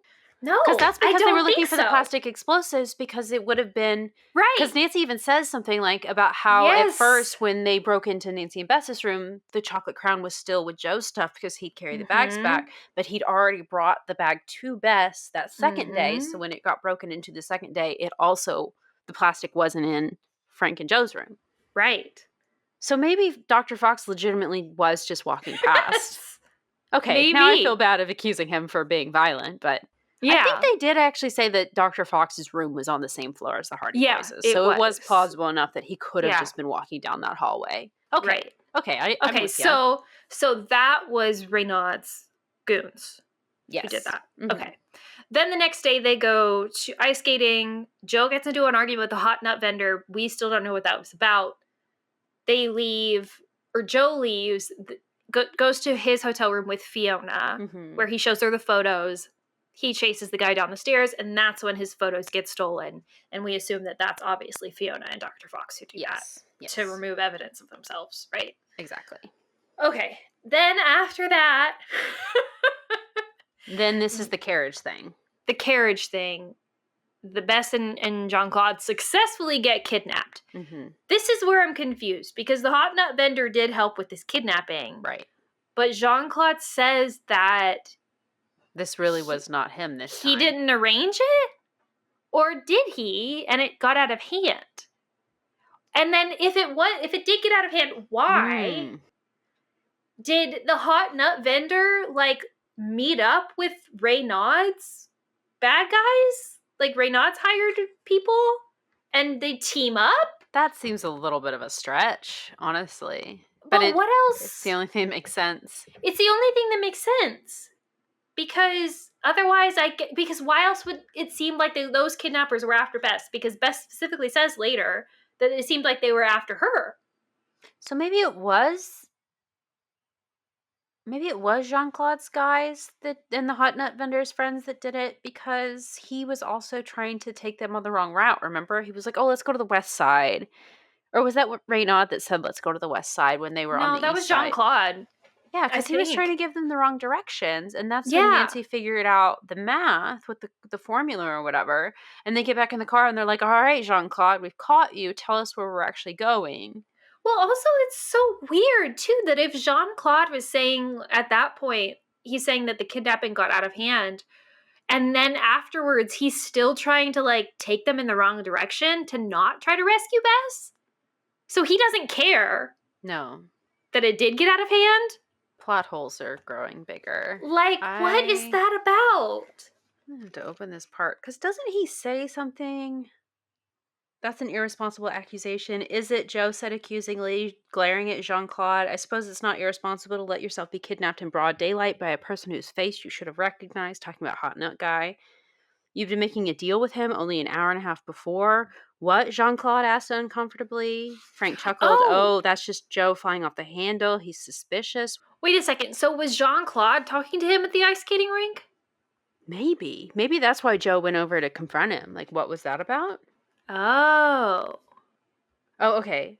See, maybe, okay, yes. So, because we never got that explained with Hot Nut Vendor, like that argument at the Rockefeller Center, like maybe that's what we're missing here. Maybe. So Jean-Claude did arrange another kidnapping attempt at the ice skating rink. Cool, because he says that in the limo when they confront him. He's like, yes, I did. That's what it was. The Hot Nut Guy was driving in their carriage and was supposed to just drive away with them, but got stopped by the limo, and the other kidnappers came and kidnapped him from the kidnapper. Oh, does that make sense? Does that track? Yes. So it was two kidnapping attempts, quote At unquote, once. in one at the same time. Yeah. Just Renaud's guys interrupted Hot Nut Vendor's kidnapping attempt. They just didn't realize that they were already being kidnapped when the second kidnapping happened Oh at once. my god. Oh, by the way, Frank continued in a friendly voice, I almost forgot. Your chestnut vendor friend left a message for you. He said he was going to collect. Yes, Joe said, and we know exactly what the fee he was collecting for was now, don't we? Okay. Yeah, So okay. it's not that the hot nut vendor guy betrayed him. He was just saying, like, he's due money because he did this attempt, even though it wasn't successful. He's like, so he's telling Nancy, like, hey, you tell your prince friend I'm going to collect about this. Uh-huh. Like, obviously this went to crap, but like, I'm going to collect. But, and that's why Jean-Claude thinks that the hot nut vendor betrayed him, because he assumes that these kidnapping people were the people that he Had hired, right. but they weren't. Got it. Got it. Yeah, okay. I didn't know who the men were at the club, and I didn't plan for the limousine to overtake us in the carriage. The men inside were Okay. strangers, I swear. Mhm. Okay, all right. That just Okay. was not explained clearly enough, just No. because it was like under this guise of like Frank is being friendly in a way that he's Mhm. explaining it. Okay, I'm with you Okay. now. I get it. Yeah. Makes sense. Okay. And Frank says something about like he only kidnapped Bess. The hot nut guy kidnapped Bess because you didn't pay him enough. And Jean-Claude is like, no, that's not what it is. I really didn't know that the other limo was coming. Okay. There we go. Okay. Yeah. I see. I get it. Yes. Yeah. That makes makes way so more much sense. sense. Okay. Yes. I'm sorry I doubted you, Peter. Yes, we're good now. Yeah, all the things I thought were plot holes, we figured out, I think. Okay. Because I didn't know why the hot nut vendor and Joe were having an argument at the ice skating rink. And I didn't really understand that final kidnapping attempt. It didn't make sense to me how the hot nut vendor guy was involved, but he also wasn't involved. Right. But the fact that it's 2 kidnapping attempts at once, that makes more sense. Yeah. So then they do the warehouse thing, and then from there, that's when they go back to the hotel. They realize the plastic explosive things, and then they're sort of, not really, but sort of kidnapped by the limo driver, who is only following instructions. Yeah. Right. Yeah. Yeah, okay. Okay. I'm happy with that. That's good. Mystery solved. Wow. Mystery solved, everyone. Yeah. Oh, okay. But so this is interesting. This is a random aside, but when I was like looking up like when this book like was published and everything, I saw that there is a direct sequel to this book. What? Because obviously the foxes get away. And so apparently the book The Paris Connection, which is a super mystery number 6, is a direct sequel to this, even though it's number 6 in the series. Oh. No way. Yes, way. That's so exciting. I think it's about them catching the foxes in Paris. Yes. Yeah, the back of the book. They spot their old nemesis, Fiona Fox, and realize that the City of Lights is about to be hit by a one-girl crime wave. And to make things worse, Joe is dazzled by the lovely cat burglar. Of course he is. Oh my gosh. Yeah. Okay, well, we might have to cover that one at some point, because that's I very know. interesting. Isn't I it? like that.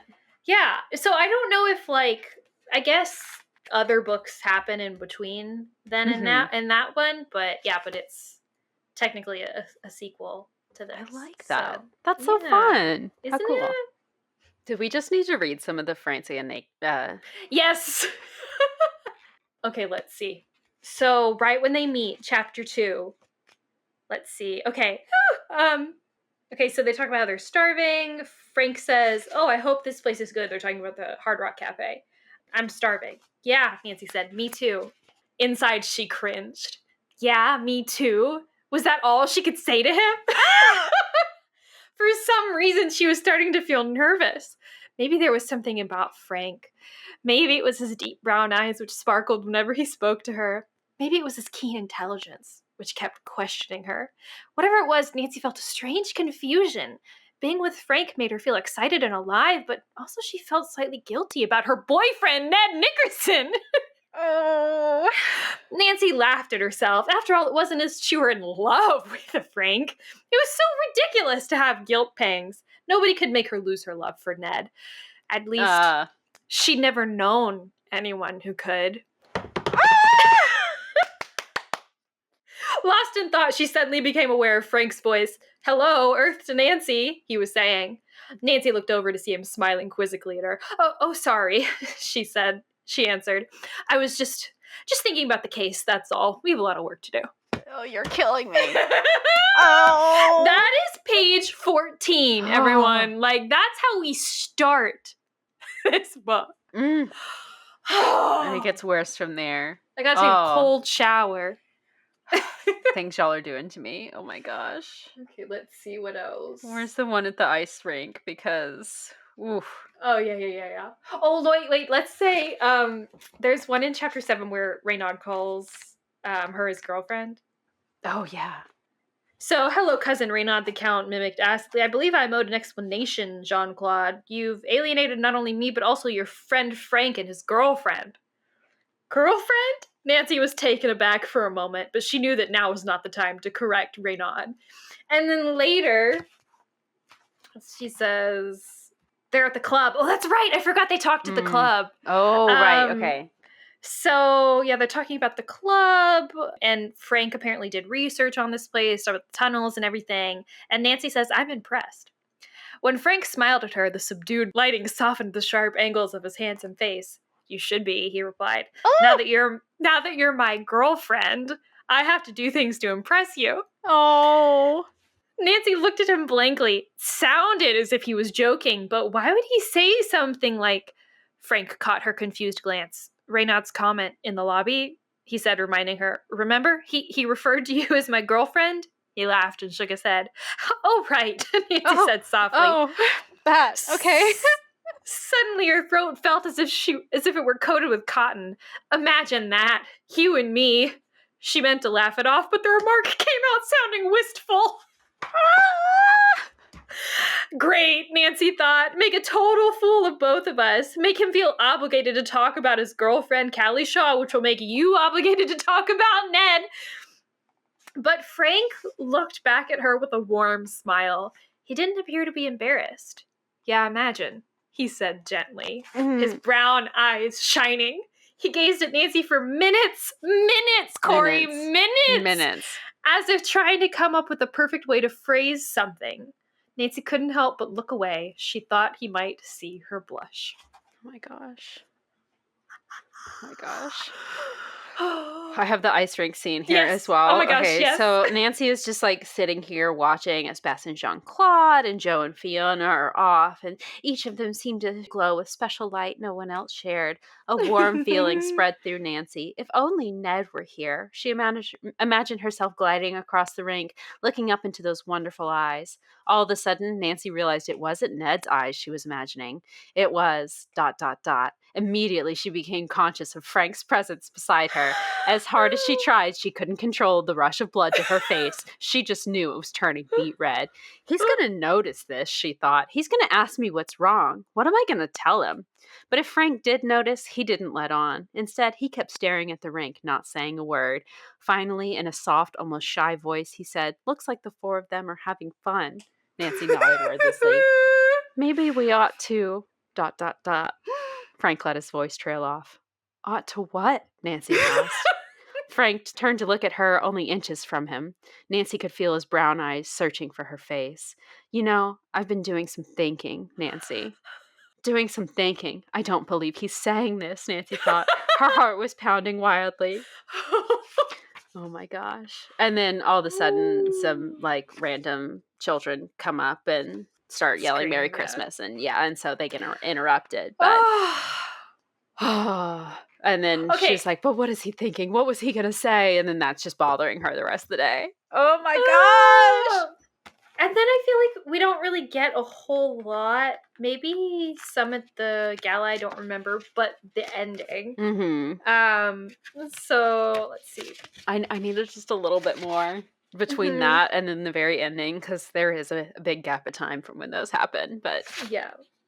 Let's see. Okay. Nancy looked up at Frank. What could she say? That it had been fun? That didn't really describe it. That she loved working with him? That sounded too official. That he made her feel so wonderful and so confused that she couldn't think straight? None of the above, she decided. Sometimes honesty wasn't the best policy. Nancy. Bye, Frank. she said, trying to keep the emotion checked. Have a wonderful Christmas. I hope we get the chance to do this again. Me too, Frank said. Yay. Oh my god. Okay, props. So much props to the ghostwriter in this. Peter Larangis. Yes. Thank you so much. Right? Like, he gets it, I feel like. Yeah. Like, this kind of, like, tension, that's exactly it. Between this and Shockwaves? Yes. Yeah. My god.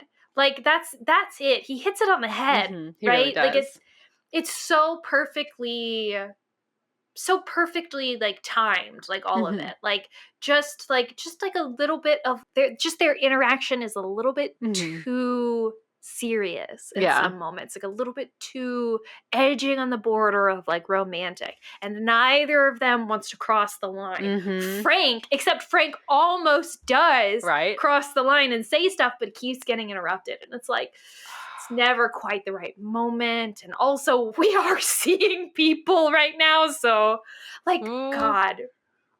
Oh, also, it's very, very brief, but when they're going into the warehouse to save Bess, Nancy's like cannot get her mind off of Frank, and she even like admonishes herself. She's like, Bess is in danger. Stop thinking about how hot Frank is. Like, stop. Oh my gosh, yes. Oh, it's so funny.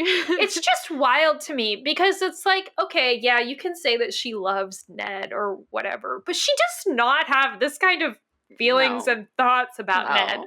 She's never this tortured over it. Getting distracted on cases by Ned? No, would never.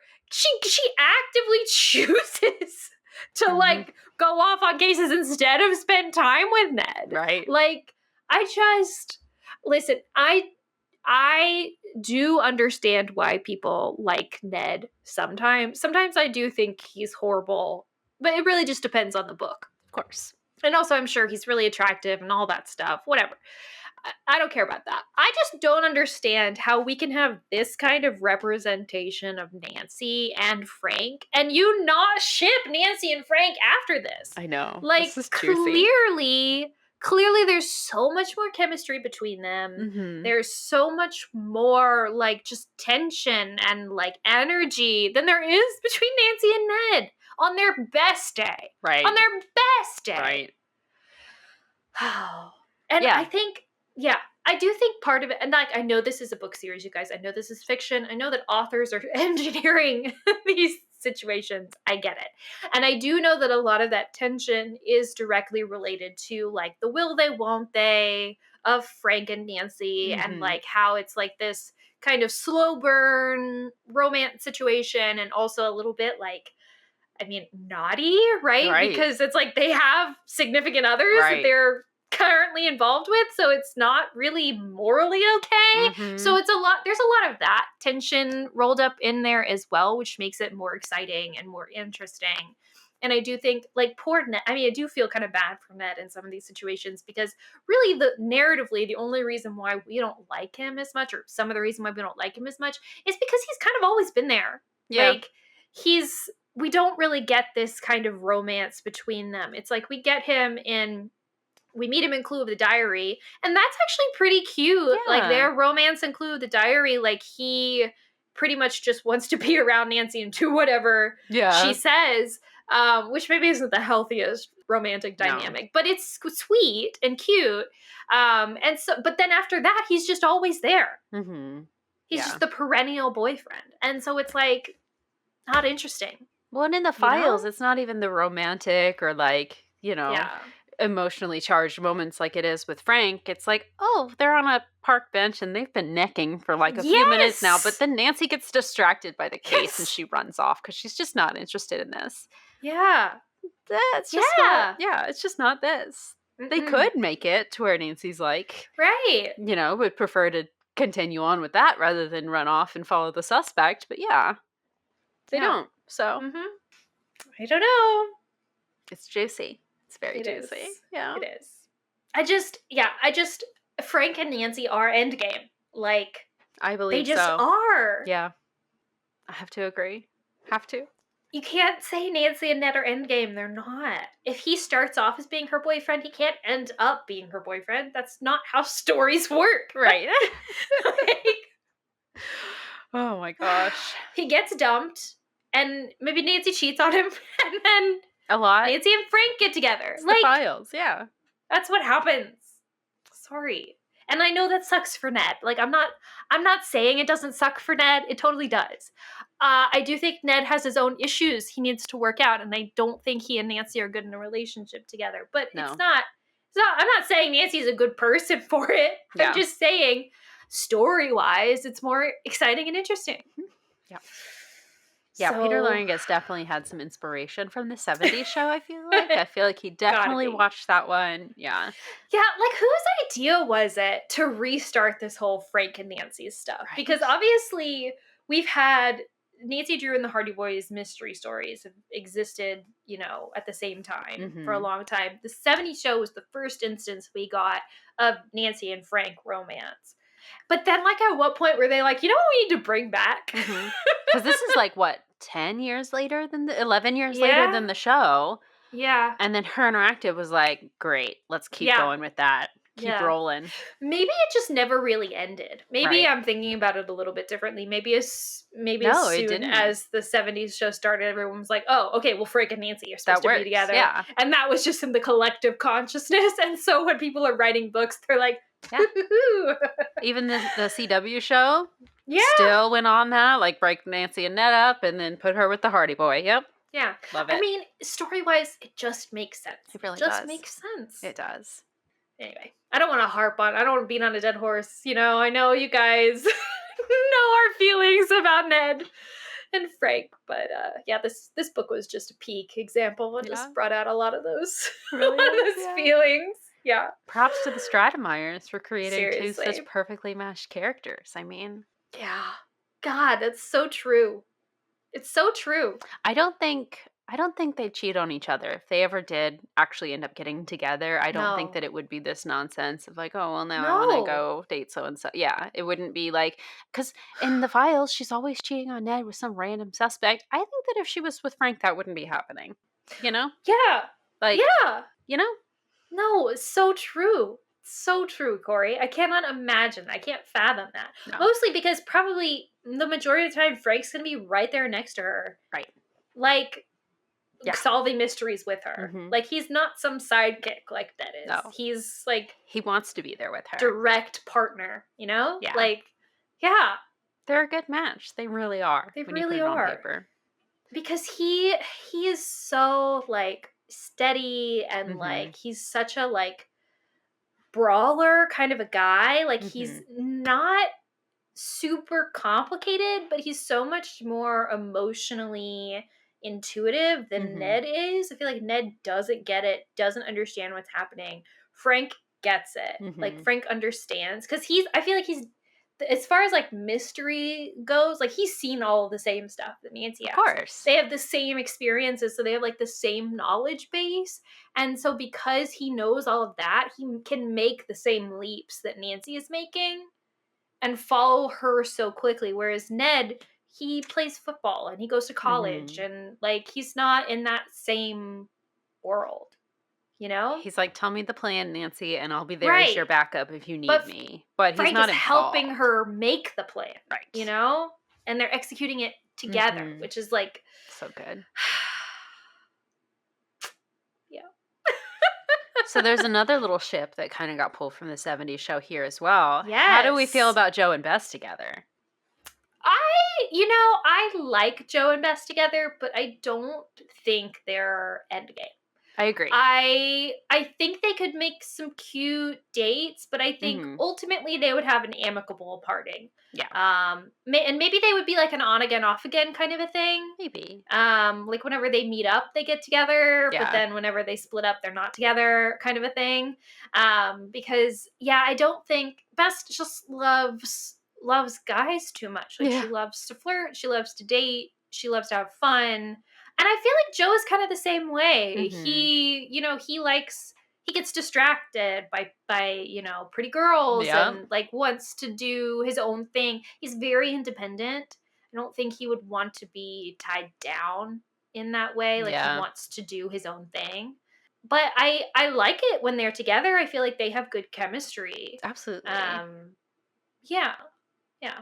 I don't dislike them together, but yeah, I don't think that ultimately they're as perfect for each other as like Nancy and Frank are, for example. Right. So Right. it's fun. Yeah, It's and cute. I mean, I think this book kind of shows that too. Like, because obviously Joe at the beginning, I feel, oh gosh, what was it? There was some stuff at the beginning, some flirtiness between Joe and Bess. Mhm. But like he's definitely like jealous of Bess's attention with John Claude. Oh, Like, absolutely. he's like, I don't like this, like, blah, blah, blah. Like, part of it is like, yeah, I don't like Bess. Bess is getting distracted. We're here for the case. Bess is supposed to do this. And Bess picks up on it and she's like, I think Joe is just jealous that I'm with this guy and not with him. And I think she's right. Yeah. But then very quickly after that, he meets Fiona.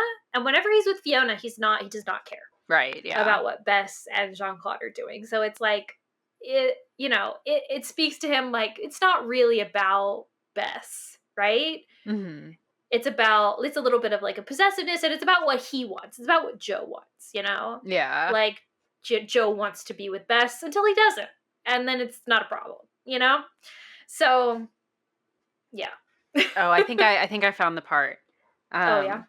It's really nothing big. So they are going to dinner after after they first meet up in New York. Yeah. At the very start, page 14, Frank is talking to Nancy about how like Joe brought their notes along, and he said we'll look over them at dinner. That is, if we can tear him away from Bess. And then they look over, and Joe and Bess are just like really engrossed in this conversation. Yes. And then a few pages later, it says that they are like Nancy turns to talk to them, but they're over there like sharing a menu and like joking back and forth between themselves, just being very That's what it flirty. is.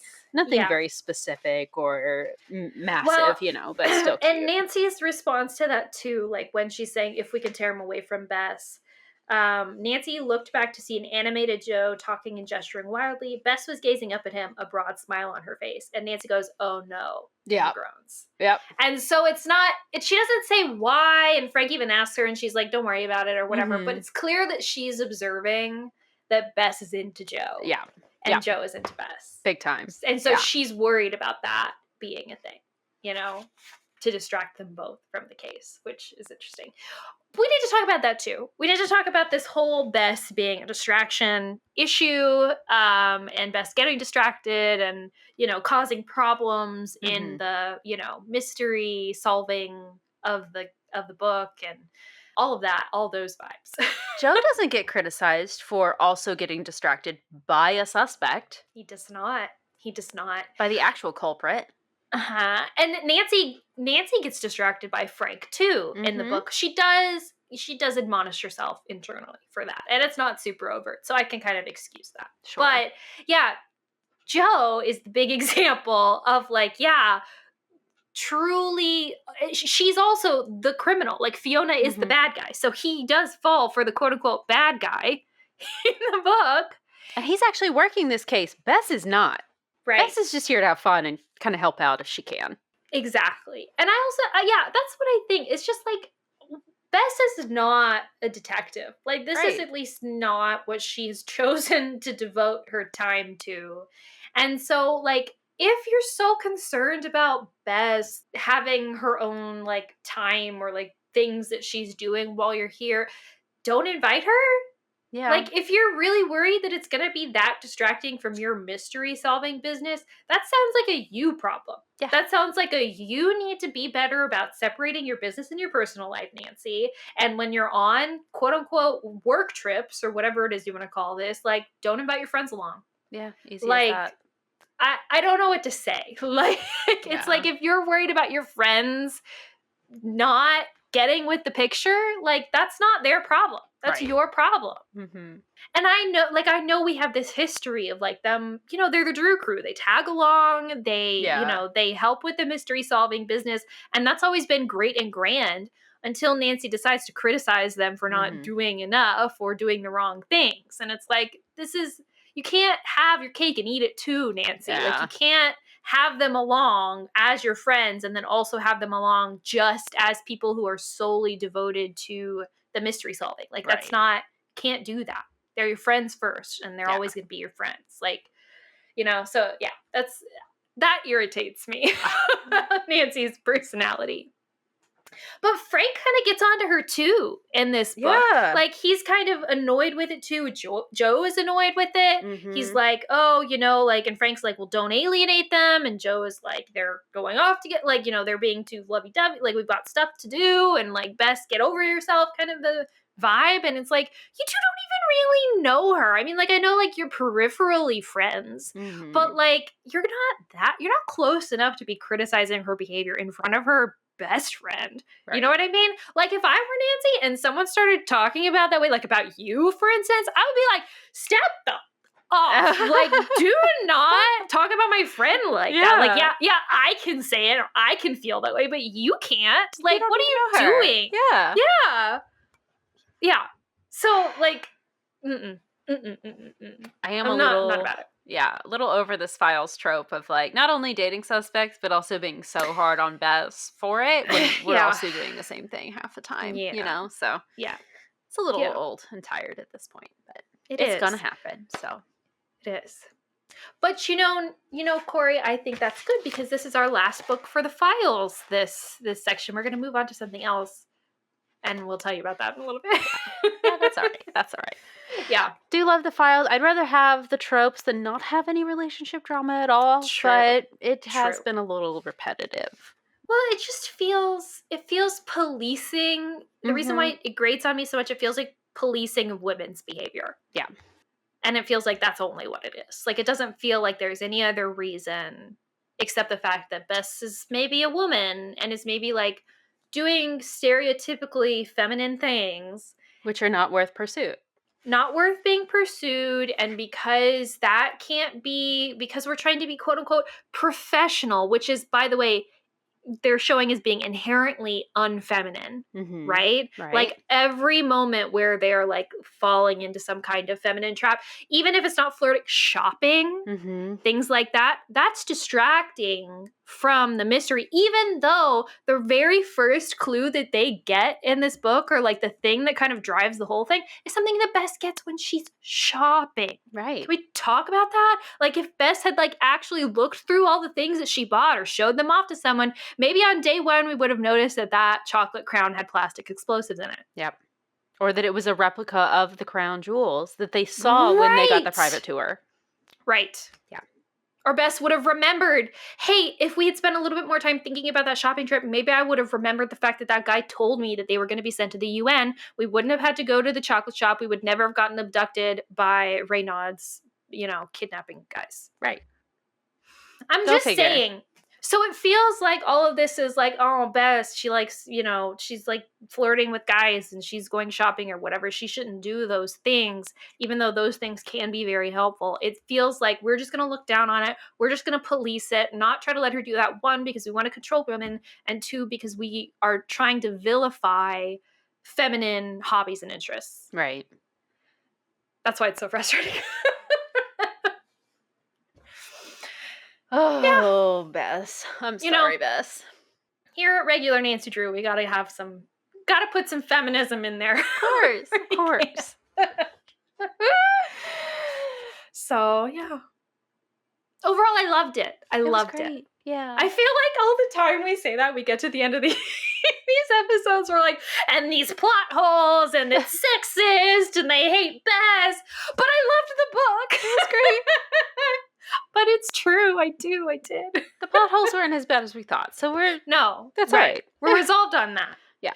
And the sexism, I mean, truly is just like another day in the life of Bess Marvin. Of Bess Marvin, of reading Nancy Drew, of being a woman. Yeah. So it's like, whatever. I mean, it's not, but at this point, I'm more excited about reading it and happy about the book than I'm thinking about that. Of course, yeah. Just can't not mention that, It's less severe in this one than it is in other ones, perhaps. For sure. Yeah, but anyway. Yeah. So. Still there, but still there. Yeah.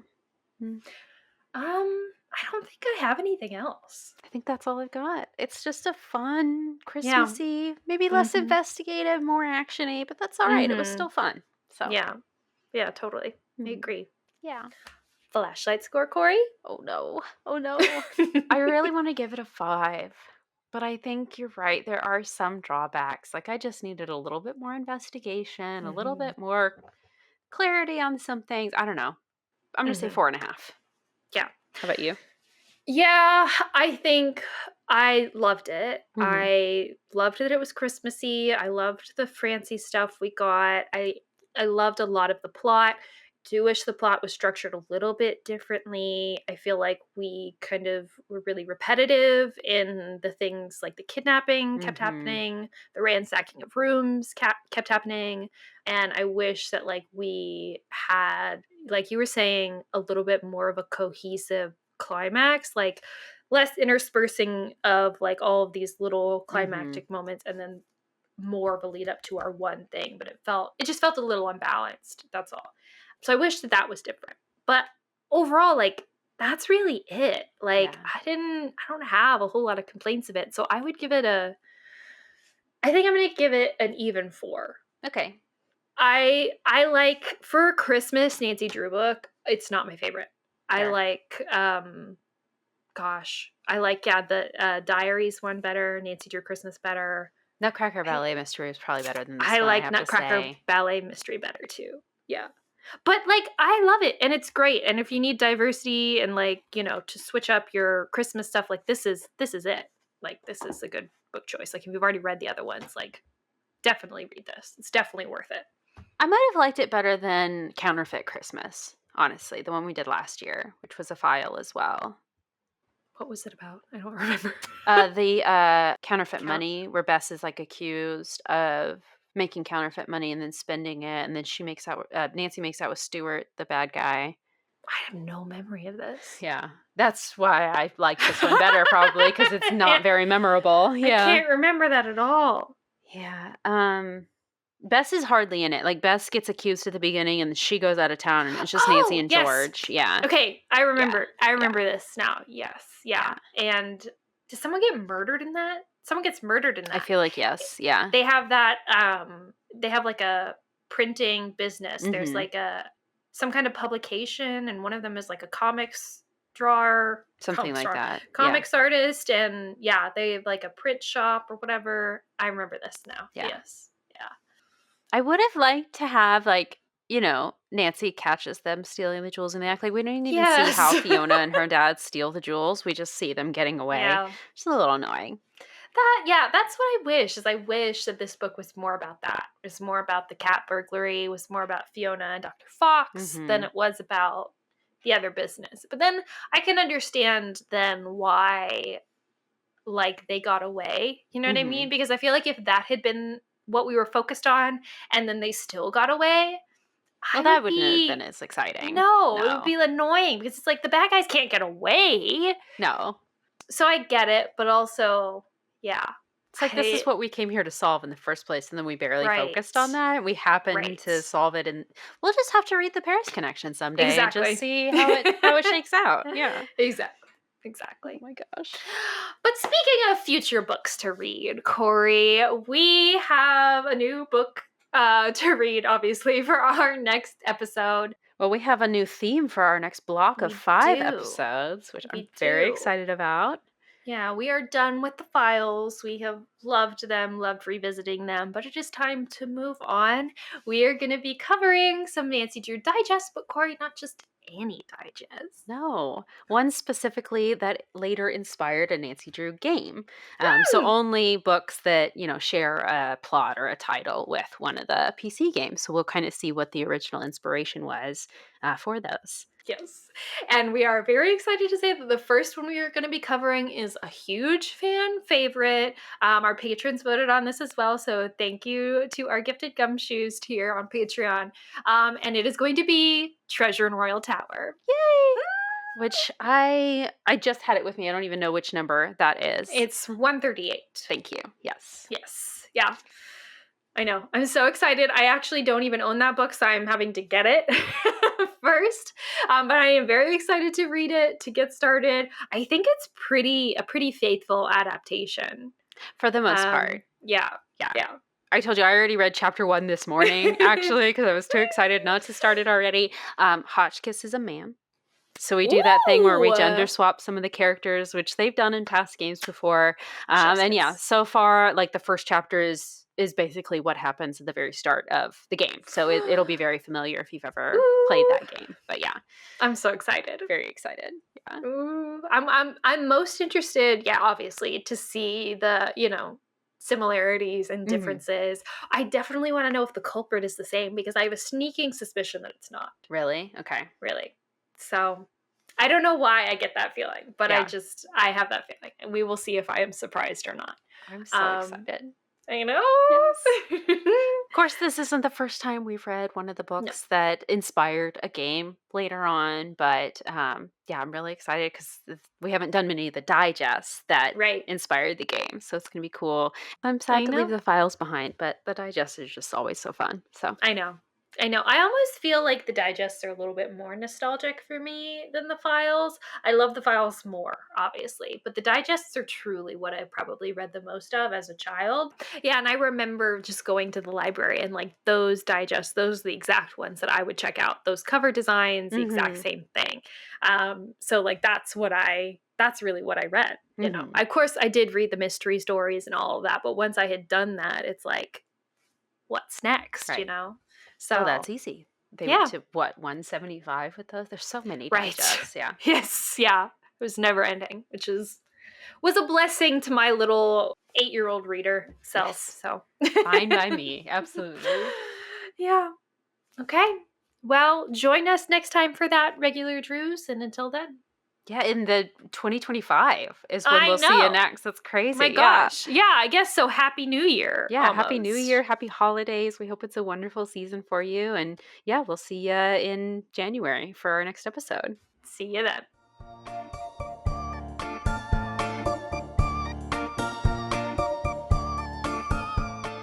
Thank you for listening to Regular Nancy Drew. Email us at regularnancydrew@gmail.com. If you like this episode, make sure to rate, review, and subscribe. You can also follow us on Instagram at Regular Nancy Drew and Twitter at RegularND. You can also support us on Patreon. Patrons at the $3 level vote on upcoming episode topics and get exclusive access to our Scoop Sesh series. And all patrons receive early access to each episode as well as weekly bonus content. And to all you regular Drews out there, thanks for listening.